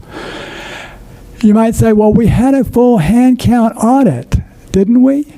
And yes, we did, and yes, that would have been a good thing. However, there were 3 fatal flaws in the hand count audit. First one was, in most counties, they did not separate and have a Democrat and Republican sitting at each table. Some counties did it right, most of them, some of them did not. The data upload point, where all the data goes in from those hand counts, was not monitored. In some counties, such as Fulton, they did not want that spot to be monitored. The third problem, which you've heard earlier, and I won't elaborate on from Mr. Cochran, the counties were forced to enter the data into the Secretary of State system. And the Secretary of State told them what the results were from their own audit. The counties, as you heard earlier, have no result totals for their own audit. So elections, which are always reported from the bottom of precincts to county and state, in this case, the state actually reported the results of the audit top down. That's an issue. Any one of those 3 fatally flawed it. There were lots of other monitor problems I'm not going to go into. The 6-foot distancing restriction basically made monitoring meaningless. You couldn't get close enough to look at a ballot or anything else. In addition, we, as Constitution Party of Georgia monitors, were refused access in Fulton and Cobb counties, even though we had a qualified write-in candidate on the presidential ticket. We think that's a violation of law. I want to quickly go through the Dominion system anomalies very fast, and I'll close with State Farm, which I think is what you're very interested in. Spalding County had an update, according to the elections director, on election eve to the poll books. That update caused nearly a 2-hour delay on election day at Spalding County. The update was not reflected in the audit trail, according to the Secretary of State, which is a problem technically. What was the response to this? Well, our response was, let's do a forensic exam on the no-ink poll books. That would be the obvious thing to do. The Secretary of State attempted to get the elections director, Marcia Ridley, fired. In Coffee County, you've already heard about that. I won't go into that. They ran 3 recounts and obviously erroneous numbers on all 3 recounts. First time they found 39 votes for the same number of ballots. Then the second one, they added 185 ballots and it didn't change the count. The third time they ran it again, still couldn't get it to run. 3 recounts, 5 total counts. The Dominion text you already heard could not solve the problem. The board provided 13 megabytes of documentation to the Georgia House Committee to explain all of this, as Kathy did earlier. So what's the response? Our response was, let's do a forensic exam. Somebody's got to do a forensic exam on the Coffee County server. The Secretary of State decided to open an investigation into the county for the problem that the Dominion machines caused. And now I want to go to Ware County. The system flipped 37 votes from President Trump to former Vice President Biden. That's a fact. I know you've heard that it's not true. I'm going to talk about that. How do we know that that happened? This was discovered by Dr. Earl Martin, a Waycross City Commission candidate. He notified me about this problem, and we got the certified election results from the county. We got the published hand count results for the same number of ballots, and they confirmed 37 votes were in fact shorted from President Trump and added to Joseph Biden, the former vice president, in Ware County, according to the results. And we got that in writing from the elections director of Ware County. I put that in an unrebutted affidavit with the attachments and the possible explanations so that there could be no dispute about that. That's the only unrebutted affidavit for this entire episode that occurred. So what was the response to this one? We suggested there needs to be a forensic exam, and I know even at least one of the senators here attempted to get a forensic exam on this machine. It still has not been done. Instead, the Secretary of State sent a threatening letter to the counties to tell them not to allow forensic exams on Dominion machines. Now, you might have heard the fact check on this that says that this was false. Let me address that. This came from USA Today. They said that this was false. They had my press release. It had my phone number on it. They never called me. They dropped something into a box that we never checked and told us, well, we decided that your press release is false. They never got any facts. They didn't get the affidavit. And I called them up, and I told them what they had done wrong, and we had a long conversation about that. They offered to print my rebuttal, and then they didn't print my rebuttal because it was pretty blistering. So the USA Today lied. The fact check is a lie, and my unrebutted affidavit stands as the only thing that was held up in a court of law about Ware County. 37 votes flipped from Trump to Biden. That's a fact, and nobody can dispute that yet in a court of law. And I want to go to State Farm. This is what you... I was there at State Farm Arena, and I know it's hard to understand. I'm not going to go through the chronology because I know you don't have time for that, but I want to just point out to the fact that this room is curved. It's just like this desk. You can't see around the corner. You don't know what's going on. There are multiple violations here of Georgia law, the curvature of the room, the monitor positioning. You were over in a left-hand corner, in the back left-hand corner. You can't see around the corner what's going on in the right-hand corner. There's a skirted table. That's another violation. Hidden ballot bags, stopping and restarting the scanning. I've got the code sections up there. Those are some of the violations of Georgia law, which I'm sure you folks are familiar with. Immediately after those ballots were scanned, within 40 minutes, by the time they got over and tabulated them at the warehouse, The election line feed jumped up with, as you can see in the yellow here, 136,000 votes for Joe Biden appeared after that, 29 for Trump. There's something wrong there. David Cross is going to go into more detail with about that, the line feeds. He's coming up next. So I'm going to skip over that. Now I want to spend some time, though, however, on debunking the debunkers.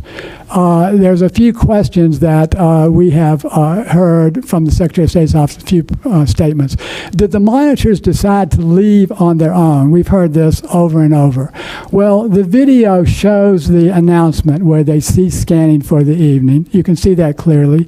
Videos don't usually lie. There are 2 affidavits from the monitors that confirm what you see on the video. Those are sworn affidavits. The scanning appears to stop before the monitors leave, and then the monitors return after they find out that the scanning continued. The Secretary of State's office was notified one of those monitors. So the IG claiming that the monitors decided to leave on their own is completely bogus. The manager of the voting system implementation then says that this was normal processing at the State Farm Arena. I beg to differ. The table was skirted to hide ballots. That's a violation of law. The ballots were not processed from the wall as normal. They were hidden under the table. The ballots were already removed from the envelopes. The envelope openers are in the room. Why were they already removed? The ballots were scanned onto memory cards after the monitors left, another violation of law. We talked about the curvature of the room, but here's the key thing, as Jovan has already said. Multiple scanners, if you watch that video, continually rescanned the same stack of ballots. Now, that could happen if there was a problem, but as you can see from the video, they kept just running them through. They were not interacting with the machine as though there was a problem. They were simply rescanning those same stack of ballots over and over again. So, there was a fact check about this one as well. Lead Stories did a fact check, another false fact check. They claimed that Watson's declaration, she was the IG, was a sworn affidavit. Those of you who know law know that a declaration has no basis in a court of law. It's not a sworn affidavit, and the Inspector General would probably never swear to what she said because she could be held accountable for perjury. So let's look, now that we have gotten through of all of the garbage that's out there and the facts that are not facts, let's look at actually what are the compelling evidence about State Farm Arena. First of all, the video evidence shows that a group of workers illegally scanned thousands of unsealed ballots and tens of thousands. They were hidden under a skirted table. There were 5 scanners. The scanners run about 3,000 ballots an hour, and they scanned for nearly 2 hours. The monitors were told scanning would stop for the night, but it continued. Facts. 2 affidavits confirm that. The announcement that you saw on the video. There are also 3 media reports out there quoting the Fulton County Communications Director as saying that scanning was going to stop for the night. That's the evidence. Those are the facts. We had 4 affidavits from experienced auditors claiming that they handled fraudulent ballots. The election line feeds shows the huge spike in Biden votes after the scanning. We have 2 affidavits on that. And then we have Fulton County's response to all that. They terminated 2 whistleblowers, one of whom is here today to testify again. You've heard from the other one once. They kept the State Farm Arena personnel that did this on the payroll, and now they are refusing to show us the ballots, as Jovan mentioned. We have filed suit against Fulton County. We just filed it last week, and we want to inspect the ballots. We want a visual inspection of the ballots. We want the forensic exam that Jovan has described, and we want the digital ballot images and the election reports. All of that should be public, but it is not, because Georgia does not operate transparent elections, and that's got to change. We can't continue with this kind of corruption. So the Secretary of State it seems to be determined to cover up for Fulton County. that is probably disgusts me more than the cheating that went on. So I want to close with a nonpartisan perspective. I want to just make it clear, I did not vote for either one of these two candidates that we're talking about. I'm elections director of the Constitution Party. We ran our own candidate. He was a write-in candidate named Don Blankenship. I voted for him, as did Dr. Earl Martin down in Waycross. Neither one of our votes were counted. If you look at the official statements of records, even though he was a qualified candidate, our votes are gone and missing, and we have sued the county, Fulton County, over that as well. I didn't vote for them. I just want to appeal both to my Republican friends here and my Democrat friends. We were here last year, and I appreciate you taking the time for me. My appeal is to the Republican friends. House Bill 316 was one of the worst bills that the legislature's ever passed. I apologize, but that's what got us here. And to my friends who are Democrats, this deal is real. We've got to do something about it, because Georgia electors belong to the President of the United States. And with that, I'll take any questions. Okay. Well, I think thank you, Mr. Favorito. Appreciate your presentation, and that summed up a lot of things. We need to move on now to Mr. David Cross.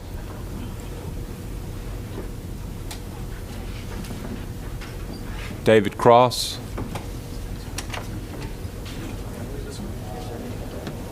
Okay. Mr. Cross, if you could go to the podium. All right. Got a presentation. Okay.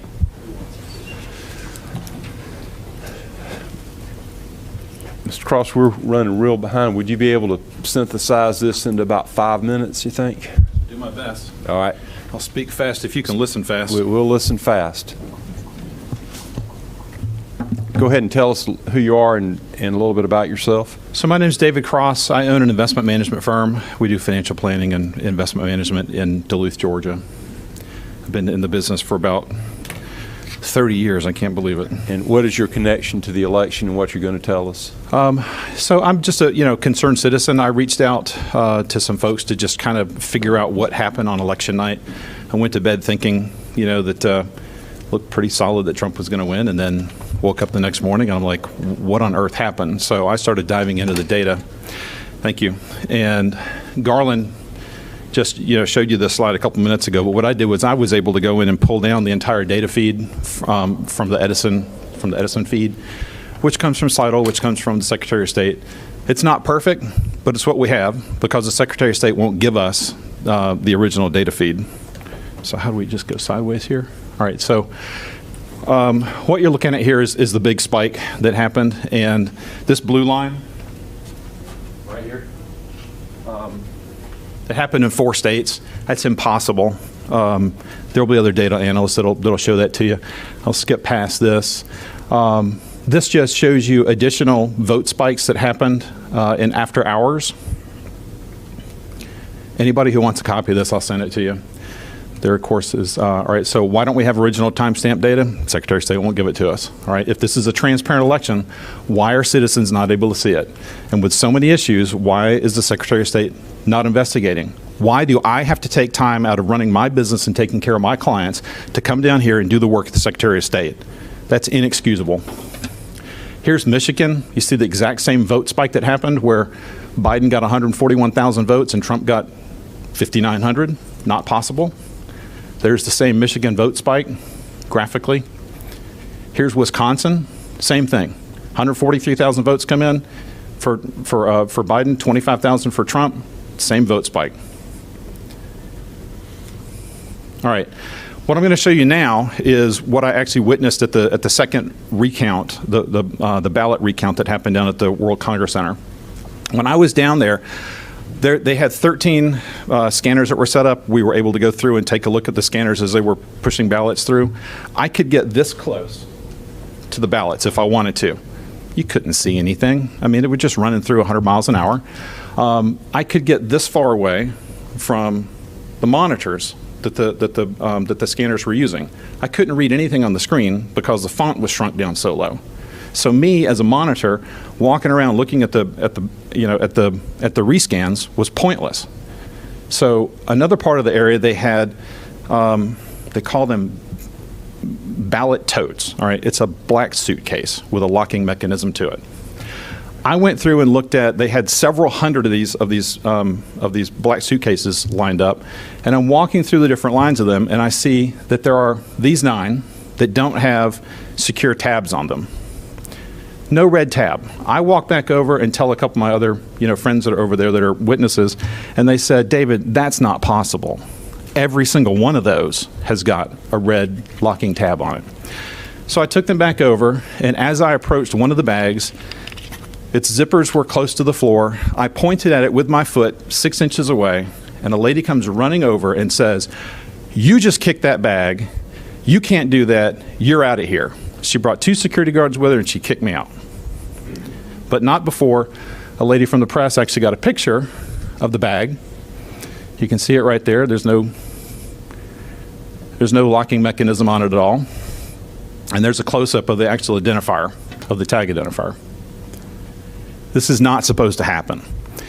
When I looked at the bags, there could have been anywhere from 0 ballots inside that bag, which was unlikely since so many people were voting absentee, because this is where the absentee ballots were kept. The largest number I saw in any one bag was 3,411. If you take the average between 0 and 3,400, you get 1,700. Multiply that times 9, you get 15,200 ballots, potentially, that are unaccounted for, no chain of custody. 15,000 ballots is enough to throw Fulton County into not being certified. And in fact, when the Fulton County Board of Elections met, 2 of the board members voted not to certify.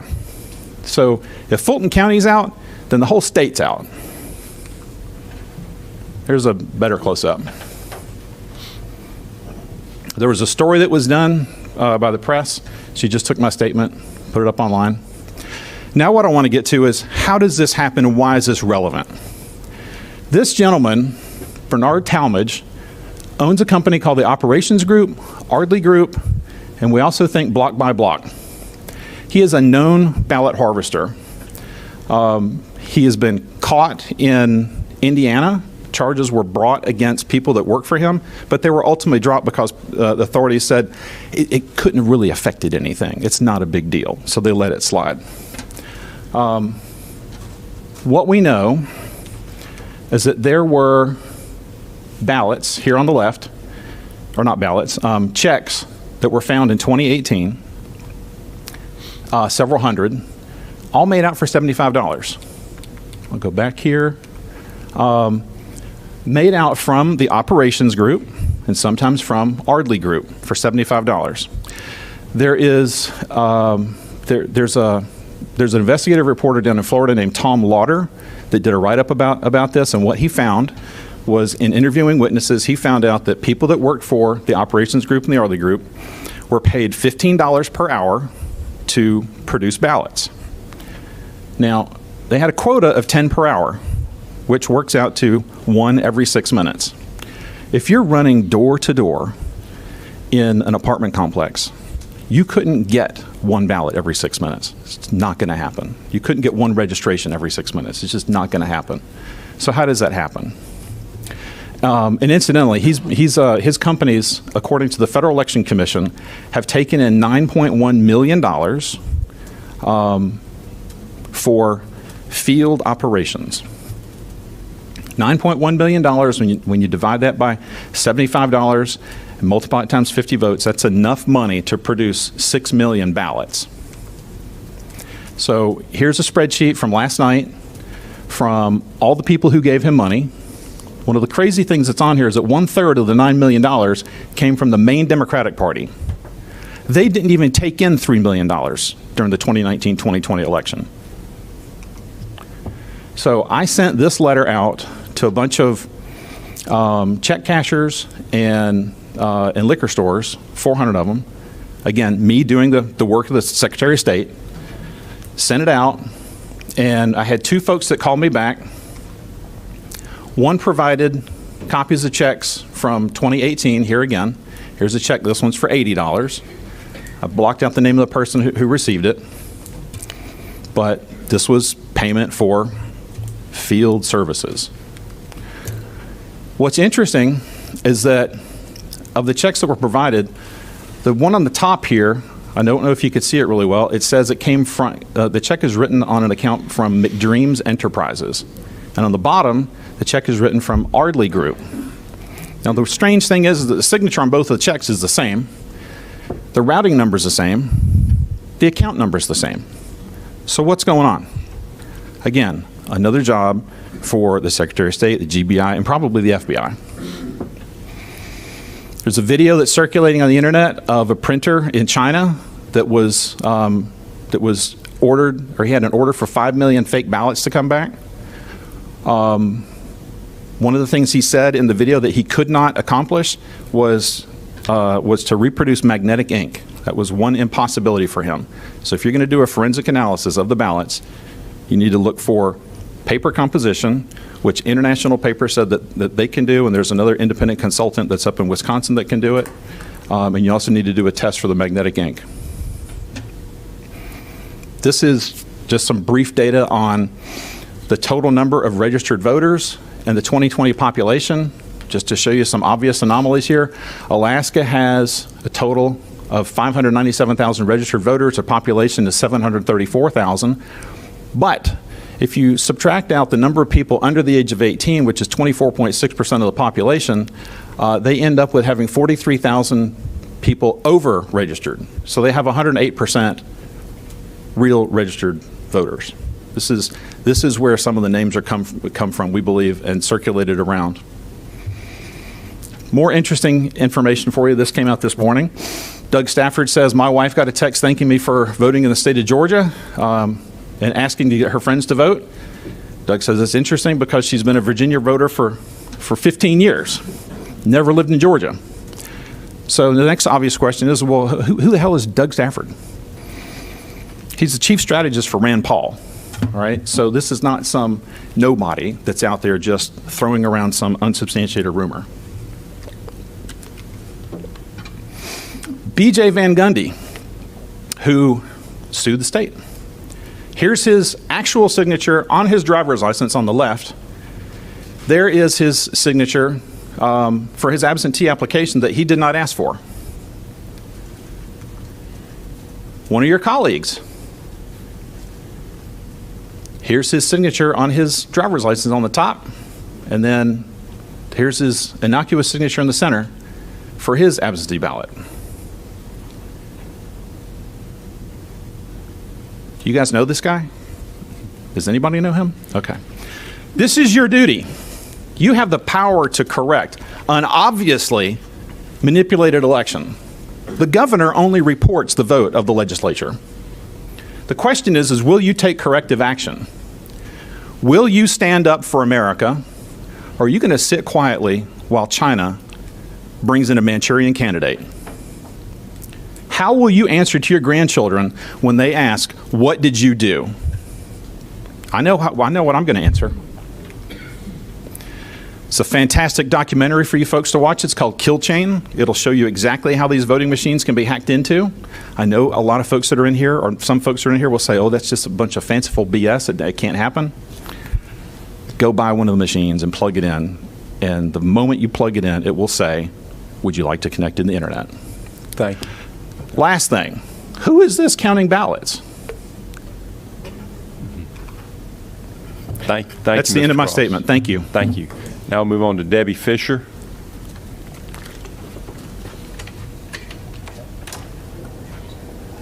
Debbie Fisher.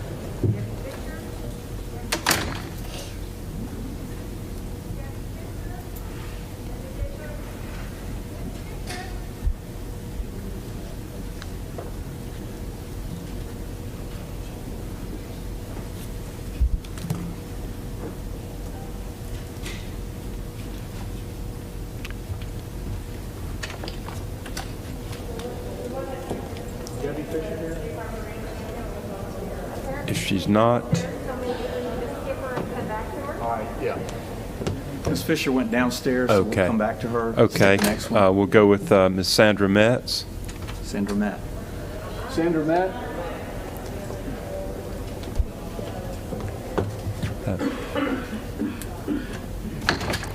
Thank you, Ms. Met, for being here. If we're running on a tight deadline, if you would just tell us where you are, what you saw, and just try to go ahead and get to the point and Yes, sir. let's I will. make it- Can you hear me? Yes, ma'am. Okay, Thank I'm you. Sandra Metz.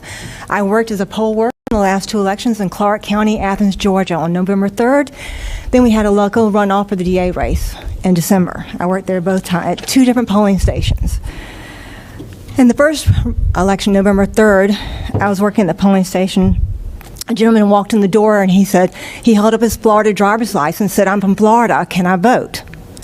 And the polling manager walked over to him and goes, "Of course, come with me." And she took him to the table. We had the provisional ballots to fill out. Fortunately, at that time, we were not busy, and I was able to go over and have a conversation with her, and I was asking her, "How can you let this gentleman vote?" And she's ignoring me that time. And I came back up to her, and I kept on saying, I said, "How can you prove he's not ready to vote in Florida? How do you not know he's going to vote there and here?" So after several times of questioning, she finally looked at him and said, "You can't vote," and made him leave. After he left, a little bit later on, I had a gentleman come in the door, and he seemed to know several of the other poll workers because he was chatting it up with them, and he talked about he was a truck driver, and we just said how much we appreciate truck drivers now. Well, he gave me his driver's license, and I scanned his the barcode on the back, and I couldn't find him. So then I manually entered him. I couldn't find him. He was not registered to vote. So the manager took him outside and was calling downtown on the phone. 20 minutes later, she walks back in the door. She hands me his driver's license. I scan it in. He's suddenly registered to vote and is allowed to vote. Now she's got the woman that she's talking to on downtown on the speakerphone, and she goes, "Hey, such and such says she needs a big Christmas present." He goes, "Oh yeah, I'll get you a flat screen TV." Then following up, after that, I had a woman walk in the door. She handed me her driver's license. Once again, I put it on the polling pad, scanned the barcode. It showed that she had already received an absentee ballot. She goes, "Oh yes, I got 2 of them, and I sent them both back. I was coming to see if I could vote a 3rd time." I reported this to the manager as well. That woman hung around for a while because her family was still voting. Now, just so you know, I did call the Secretary of State's office and report all this. I did not hear back from them. Still have not heard back from them. But when I did apply to work at the next election of the DA race, I received a phone call from the woman who hired me the first time and says, "I understand you filed a complaint against us." So I did call back to the Secretary of State's office because I assumed that they didn't know that somebody in their office was telling on people that was reporting instances to the Secretary of State's. I have still not heard back from anybody. Now, I will say the 2 ladies that I spoke to were very concerned about that. They were very professional about it. I also worked at closing the polls. We pulled all the ballots out, and we closed them in a little green suitcase-type box and put a seal and a lock on it. I also worked as a monitor for the manual recount and the machine recount. My concern immediately when I saw those boxes on the tables full of ballots, they're just ripping the tabs off. Now, you guys, when they put the locks on there, they record the number on the lock on a piece of paper. There is a paperwork trail for this, but nobody's looking at it. They're just ripping off the tabs and throwing them away. There's also a receipt that the scanning machine prints off to tell you the total ballots in the machine that night that's supposed to be with the ballots. None of those were present when what little bit I could see. I could not see anything. So I was concerned about that. Well, then I'm standing in the middle of the room, not allowed to get close, but some of the ladies had an issue at a table. There were 12 ballots short. And I said, "Do you want me to get somebody for you?" And they said, "Yes." So I had to walk to the doorway back room and yell back there and say, "They need somebody out here at this table." So they came back and they said, "Well, we're short 12 ballots." So the woman that came out the back then leaves the room and returns with 12 ballots and hands them 12 ballots that were not in the case when it was originally opened.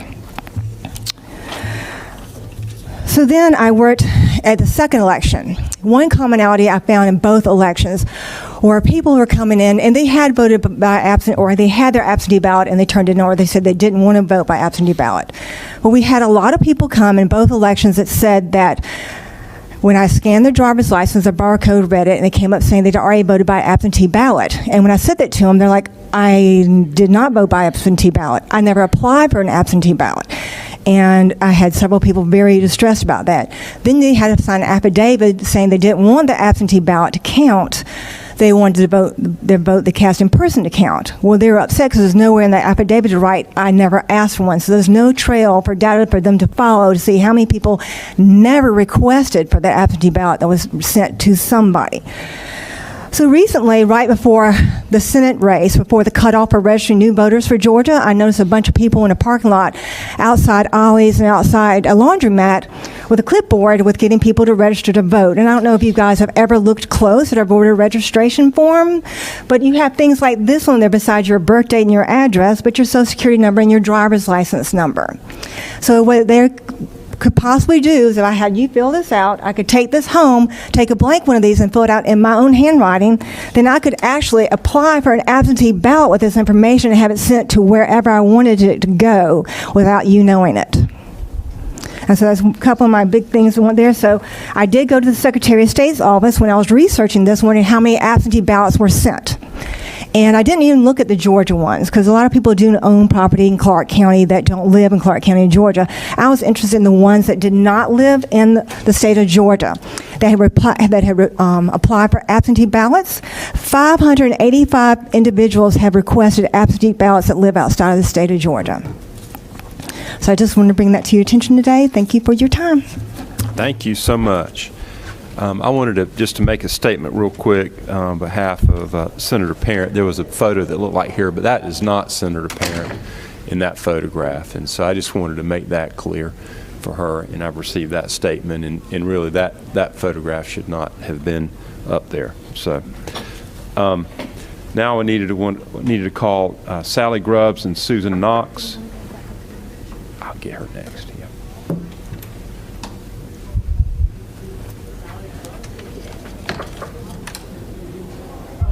Sally Grubbs and Susan Knox.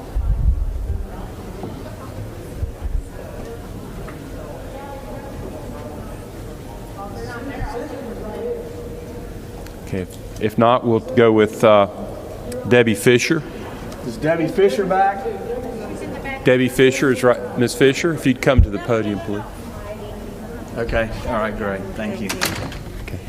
Ms. Fisher, thank you for being here. If you just quickly tell us where you're from, and we're running on a tight deadline, if you could just go ahead and get to the essence of what you want this committee to know. I will be very prompt. Thank you. I'm Debbie Fisher. I'm from Cobb County, Georgia. To give you a little background, I was part of the voter review panel during the general election.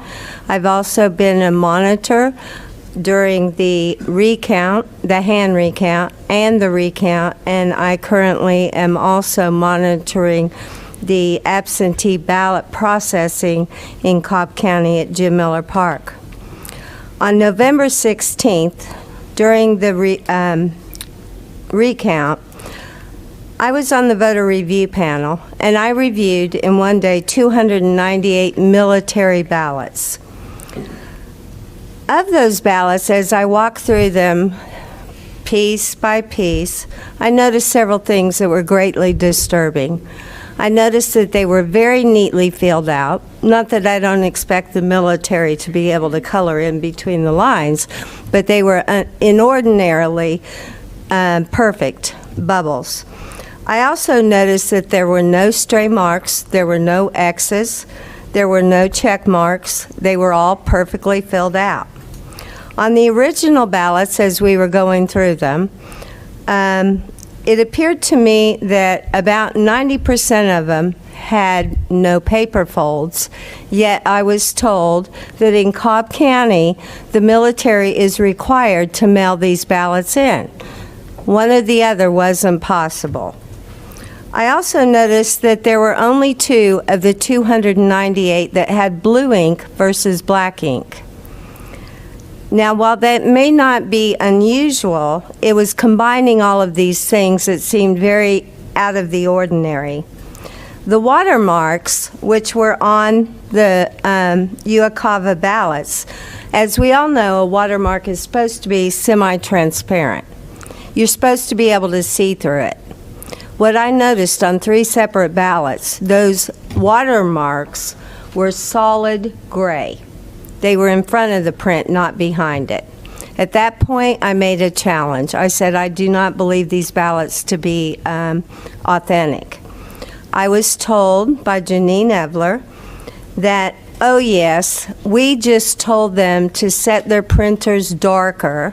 These are printed off individual printers, so they're all going to be different. Well, the interesting thing is the military ballots I have witnessed over the last week that they're processing now, not one of them have solid gray watermarks.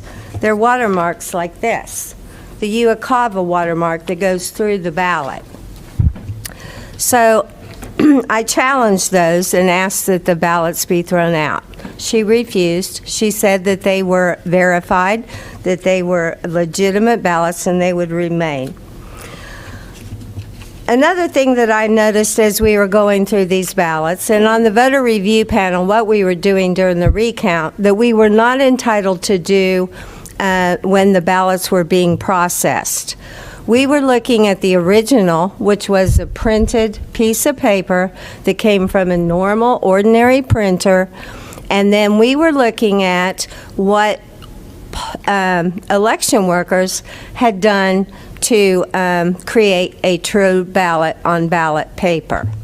And so the defective ones we were supposed to compare to the ones that they had prepared.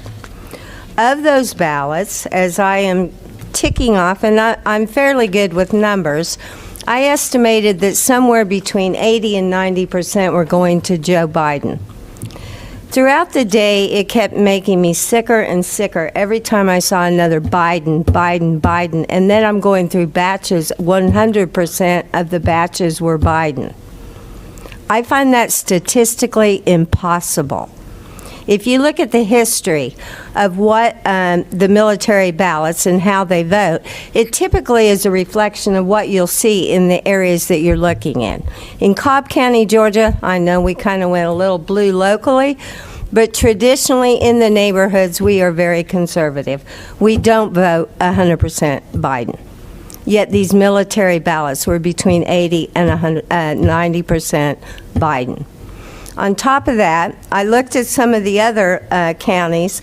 Fulton County, interestingly enough, are the only ones that report military ballots as a separate category. 93%, I believe, is what that they tallied for Biden. Again, I find that statistically impossible. One thing that I have noticed as we went through the different processes, the recount, and now the processing again.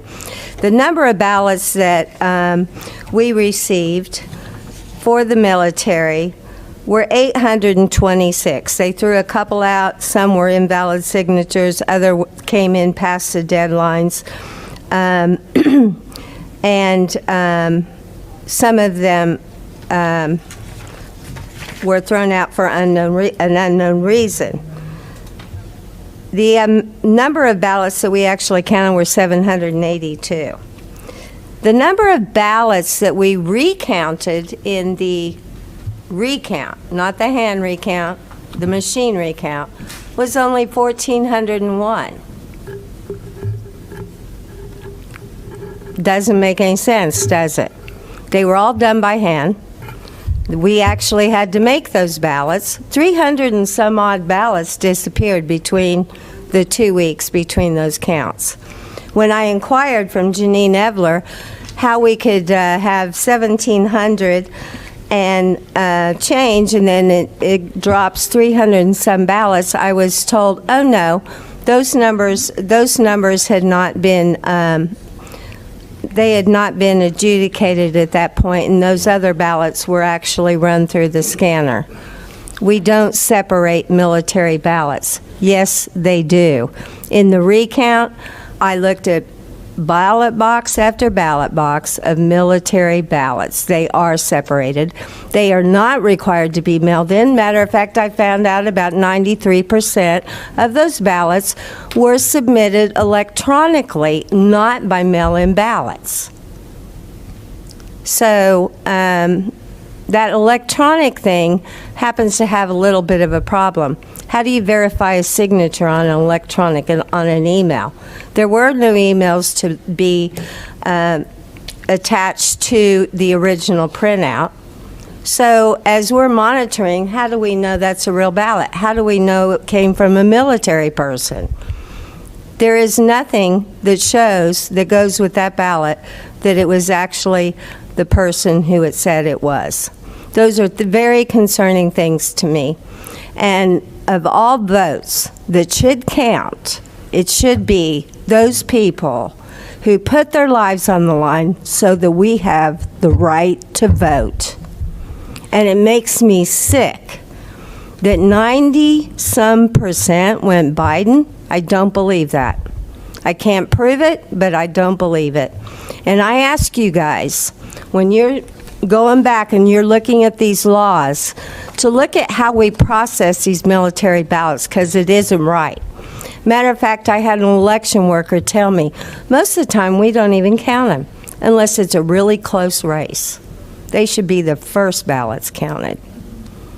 And with that, Thank you, Senator Rhett, you had a quick question? Excuse me, ma'am, how you doing today? I'm very well, thank you. Were you aware that Cobb County has passed several audits, including just recently a signature audit where they received a 99.99% accuracy rate? Yes, I actually am. Thank And I am aware of the press conference where we got big cred. And were you aware that that audit was supervised by the Secretary of State in the Georgia Department, GBI? Yes, Okay. I was. Matter of fact, I was present when the GBI brought back the boxes full of ballots, along with a unmarked ballot box that wasn't the envelopes. I'm guessing it was the military ballots that I complained about. And they both certified a 99.99% accuracy rate. They did certify with no observers available to watch how they audited them. So I'm not saying that they were right. I'm not saying that they were wrong. I'm just saying that I don't believe them any more than I believe anybody else because my lying eyes saw what they saw. Thank you very much. You're welcome. Senator Jones, did you have a question? No. Oh, more questions? Yeah. One more. What was your name Of again? my lying I'm eyes. sorry, I Ms. missed Fisher. your name. Ms. Debbie, Fisher. after I just said that, maybe I shouldn't repeat my name, but it's Debbie No, Fisher. you're fine. Yeah. Ms. Fisher, and everything that you witnessed, did you ever contact the Secretary of State's office directly? 3 times. Did they respond back to you? They thanked me for my submission. Thank you for your submission, really. That seems to be a common theme that we have with most everybody who's come before us today and in the past is Yes. that they've reached out to the Secretary of State's office and gotten no response. What also seems to be a common theme, Mr. Chairman, is in this is I'm proud Cobb County was able to accomplish what they did with the 15,000, ballots that were, reviewed. But the elephant in the room here is Fulton County. I mean, we don't hear anything back from Secretary of State's office, and issues arrive in Fulton County. And I don't know. I know our Secretary of State's not from Georgia, but if you were born and raised in Georgia, you're familiar with Fulton County and the history of elections. Mr. Chairman, I appreciate your hard work and I appreciate your testimony. May I make one more comment that I remembered I forgot to talk about? That was actually interesting. On Saturday at Jim Miller Park, speaking of our 99% audit on the signatures, dozens and dozens of signatures did not have the red initials that they had been actually approved before they started processing the ballots. And you all may not know the process, but what happens is the yellow outer envelope has the signature, your address, and that's what they check. When they look at it and they say, yep, that's Debbie Fisher, they put their red initials out to the side that says it's been looked at. Dozens on Saturday had no red initials. The problem is, once that is separated from that outer envelope, you got to count that ballot regardless. Okay? That's a problem. So the 99% audit that we heard about yesterday, I'm just going to say, we shouldn't have had dozens on Saturday that had not been looked at. Thank you, Ms. Fisher. Okay, now we'll move on to Ms. Grubbs and Ms. Knox. And I think, did you have a slide presentation? I do. Okay, and how do we identify that?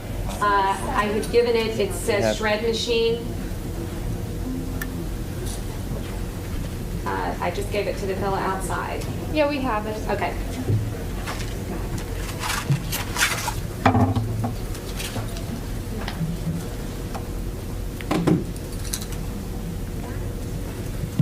Okay, if you can go ahead and tell us a little bit about yourself. Okay.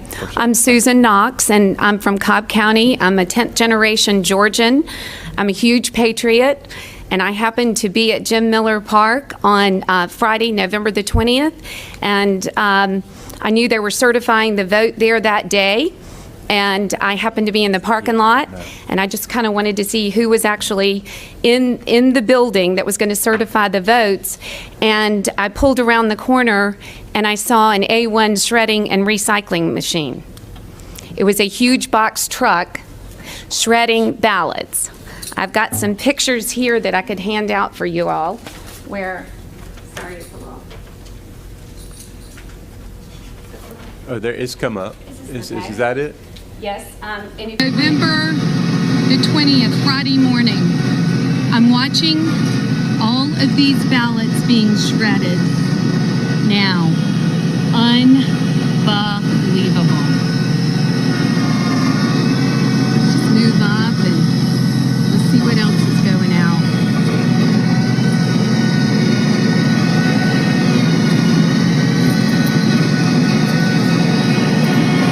Yep, here we go. What are they shredding? Massive amounts of ballots right there going out.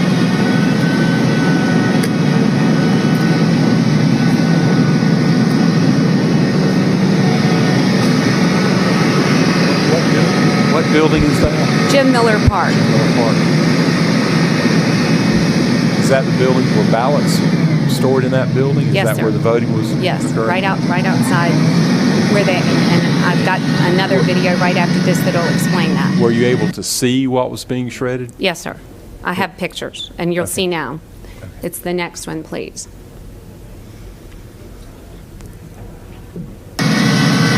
This is Susan Knox.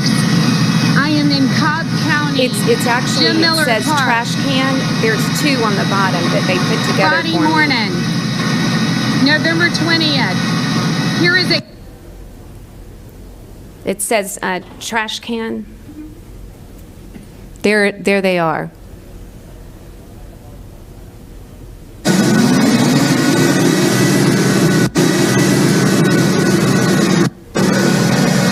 It says shred on that box right there. And according to Janine Eveler, in a statement she made, there was absolutely nothing that was shredded that shouldn't have been. There were no ballots, and she made a statement. A1 Shredding and Recycling put a statement out on Saturday, November 21st, stating they were a family-owned business and that they did not mean to get in the mix of this, and that I think they had gone to the FBI or the GBI because there had been so much backlash after my videos went viral. That you're in that trash can, those were ballots. Yes, sir. I'd love to give you a close-up picture. You can pass these around. Do you know who paid A1 shredding? I do not. But when Janine Eveler came out and said there was absolutely nothing that should not have been shredded, I would just like to ask her under oath what I saw shredded. And Sally Grubbs is coming up after me, and she came to Jim Miller Park and pulled in because she heard they were shredding ballots. She went straight up to the truck, almost blocked him in. He started pulling out. I called 911 twice. They did not come to Jim Miller Park. I called them. I have the recordings. If y'all wanted to listen to the recordings, I'm begging them to send a police or a sheriff, because I said, what is more important, that our presidential election, and they're shredding ballots at Jim Miller Park. They never showed up. Mr. Chairman, I would just say that this should be very easy. If we're supposed to hold ballots for 22 months and we know X amount was voted on in Cobb County with absentee ballots, they should be able to produce that amount. If they can't, and it comes up minus 30,000, then 30,000 ballots were shredded. I mean, it should be very, very easy to find that information out. Yeah, Senator. Thank you for being here. Did you report it to the Secretary of State's office? Sir, I reported it to anybody and everybody that would listen to me. Did you get a response from the Secretary of State's office? No. Pretty common thing. Sir? It's pretty common. Senator Rett? Yes, ma'am. Usually ballots are under court seal for 2 years. Then after that, they're allowed to be shredded. Do you know anything about the date on those ballots, or if they've met that 2-year threshold? Well, based on, I had been a monitor for 5 days there and have reams of videos of all the ballots coming and going and being stored and pulled back out and pulled into building the next hall, which was, I was in C. They were going from C to B and back. And so all I can tell you is that if you look closely on these, and that was a live shot, so you can hold your finger on my camera and it gets some surrounding things, which I can prove to you all. I can't help but believe that these were this election's ballots. I mean, why would they be shredding 2 years, and why would they be at Jim Miller Park? It's not secure, and it's not even a government facility, I don't believe. But I will tell you, when I called 911 twice and nobody showed up, and Sally and I ended up at the police station, precinct 2, and the person on the phone behind the wall told us that they were told 10 minutes earlier that they were not to do anything with election fraud or anything in Cobb County dealing with the election, that we had to go to the Secretary of State and to the GBI. And we did. And we got nothing. Got nothing. Okay. Yes, Senator Heath.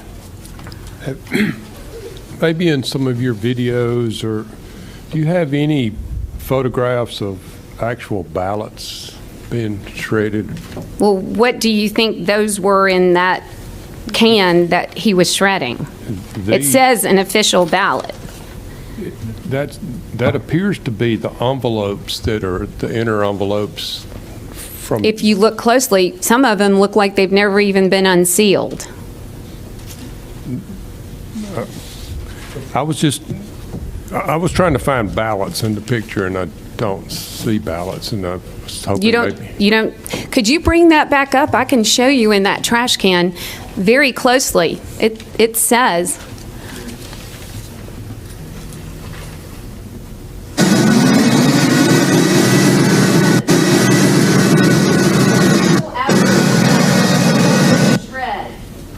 Right there, and I can tell you because I was there with my phone, and there's a picture with a plastic bag that says. Yeah, this picture? Yes, sir. Look, I'm not trying to discredit your testimony. I just don't see ballots. I just see envelopes here. Sir, it says official. Do you not see where it says BALLO? Yes, ma'am, and right below that it says ballot must be enclosed. Okay, if they're supposed to keep anything for 22 months, why would they be shredding even the envelope? And I was told, too, that the people who were supposed to be opening these ballots were supposed to put their name, the time, and the date, and they were supposed to be kept for 22 months. I just find it suspect that the day that Cobb County is going to certify our election, that they had a shredding truck pull up at 10 after 11, and they were going to certify that afternoon. And they also put on the outside of the door, which I have video of, a fraudulent number to call for election. Any questions? It said Jim Miller Park is closed to the public. If you have election questions, please call. I called the number. It was an elderly white woman that slammed the phone down on me, and I called back and I said, ma'am, your number is on the outside of Jim Miller Park for election questions. She said, I have no idea who that is. Don't call me again, and slammed the phone down. Okay, well, thank you. Thank you for being here. Thank I think you. Ms.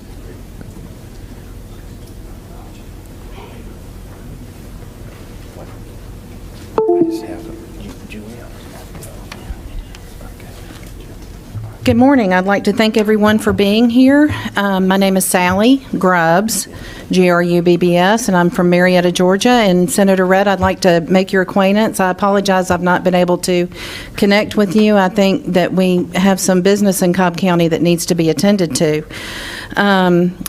I came previously to testify and didn't make the cut list, but I will happily cede to Rudy Giuliani at any time. I do want to say that one citizen, one vote is what it should be. I was there for the recount at Jim Miller Park on the 13th. I saw a number of different things, and I've submitted 2 affidavits previously. I have them here if anyone would like to see them. But there's a recurring theme, and that is our Secretary of State's office. I was there when I got the phone call. I met Susan Knox, incidentally, on Friday the 13th. What a better day to meet someone when you're trying to ensure a presidential election is handled honestly, and it's not just the presidential election, it's all the down ballot votes that we have in Cobb County. We had a complete upset in Cobb County that I don't think was fair, honest, or very American, what's happened. There's lots of details that I can give you. I have lots of information here about how they sorted ballots. I have video that can be submitted. But one thing is becoming clear. It doesn't seem to matter how much evidence we present. We're going to get the questions. Were those actual ballots in there? First of all, in an election, they seal the boxes with evidence tape. And it's called evidence tape because those papers are evidence in the election. The envelopes are evidence, and anything written that goes in the evidence box is evidence. There should have been no shredding. In Cobb County, Georgia, Jim R. Miller Park is a fairground. They tore down our old exhibit halls and they built new exhibit halls. There's exhibit hall A, B, and C. They're all under one roof. When I went to go observe, I asked what was going on in exhibit hall B, and I was told, you don't need to stay in there. You don't need to go in there. There's nothing going on in there. You stay in exhibit hall C. And Exhibit Hall C during the recount is where they were sorting the absentee ballots into bins for rescanning. They were sorting the printed ballots for rescanning. I posted a video that has been shared quite a lot of, I'm standing 6 feet away and they're putting, Biden, Biden, Biden, Trump, Trump, Trump, supposedly. Don't know how they can even see what's written on the paper. I do wear glasses, but I couldn't even get close enough. They're a couple of feet away while we're having to stay 6 feet away, and we got scolded, we got yelled at, we got belittled, we got harassed. And after the shredding, when I was with Susan, now let me be clear, Jim Miller Park is not a government facility where they have the tax assessor, the tax commissioner, the tag office, and all of that. It is a state fairground or county fairground location. They're only using it because of COVID. So they're only using it for the election purposes. There is no other reason for there to be any other documentation at Jim Miller Park. If you go into Exhibit Hall A, B, and C, all you see is election stuff. I found out after the fact that in Exhibit Hall B, where I was not allowed, there were 2 days of voter review panel activity going on with no Republican representation at all. I was purposely told not to go in there. Y'all, I'm a businesswoman. I'm a mother of 2 wonderful boys. I am not an election specialist. I am a United States citizen, and I am here to see, and I participated because I want to be sure our vote is protected. And when somebody calls me and says they're shredding ballots, I left work. People thought somebody in my family died. That's how fast I left to go see what was going on. And Susan and I followed that shredding truck to see where it was going. I thought surely people care enough that when you're on the phone with 911, the police would come. The police didn't come. We go to the Cobb County Precinct on Austell Road to make a report. They wouldn't take a report. I made a report with the Secretary of State. I got an email from Francis Watson, and I was told, oh, that's routine shredding. Now, this is not the regular location of the Board of Elections. I just stood up here in the center and listened to the press conference with the GBI. Now, Vic Reynolds is from Cobb County, a very respectable man, but I've got to tell you that Gabe Sterling and Jordan Fuchs in the Secretary of State's office have done nothing but obstruct, belittle, and bemoan. And I have Facebook posts right here that I would be happy to share with someone. Facebook posts, what does that mean? Well, that means that anyone who keeps talking about election fraud, since it doesn't exist, that they are the same as people from Iran. That's what was posted. And so I got into a conversation about that. And this was the post. Gabe Sterling posted this. Iran has worked to foment division in our nation. Those continuing to claim the election was stolen are supporting the tactical actions of Iran. This is the state of Georgia. This is the city of Atlanta. And I want Mr. Sterling to answer for accusing people like me who have a job and children and families. I want him to come in here and explain to me how I'm like someone from Iran trying to steal an election. When we have seen the fraud, we have been lied to, we have been distracted, we've been held up, and we're tired of it. And it's time that you people stand up. And I have emailed legislators. We have formed a group called the Angry Patriots of Georgia, and you can tell I'm angry. I am tired of people that we vote to put in office are stabbing us in the back, and they're not doing anything to protect anything. We have begged for you to convene the legislature. We have had people come from out of state on their own dime. I've spent hundreds of my own dollars trying to get the point across. Susan has spent hundreds of her own dollars to get you people to listen, and I don't know what it's going to take. I, honest to God, don't know what it's going to take. Every legislator got a DocuSign document that people don't even bother to open. We are the citizens of this state. We deserve to be heard, and we are tired of it. How many people do we have to drag through here? I'm missing work right now. I missed work the last hearing, Senate hearing. We have begged to be heard, and I'm asking, are you hearing us yet? Is anyone hearing us yet? What do you need to know? I will tell you. Would you like to see my phone that I've backed up in 5 different places because I'm afraid someone's going to steal it and steal the evidence? And you know what? In Jim Miller Park, you can't take a phone in there now. If they're so lily white clean, as they say from the GBI, how come you can't even have a phone in there anymore? That screams fraud to me, and it's happening in the Senate election, and that election needs to be stopped until we have a better way to vote. Thank you very much. Thank you. I'm passionate. I'm not going to apologize for being passionate. And I'm not going to apologize for being a patriot either.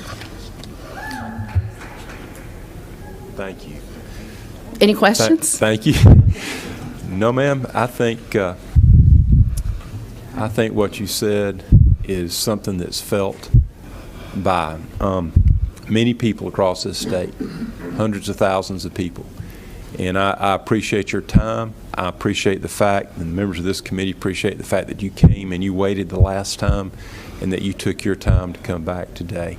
So thank you for doing what you've done and for being willing to stand up and tell about what you've seen. So Thank you very much. I Okay. appreciate it greatly. all right, we're just going to take a quick 5-minute break. We have a few more witnesses, and we'll come back and we'll try to wrap it up. So.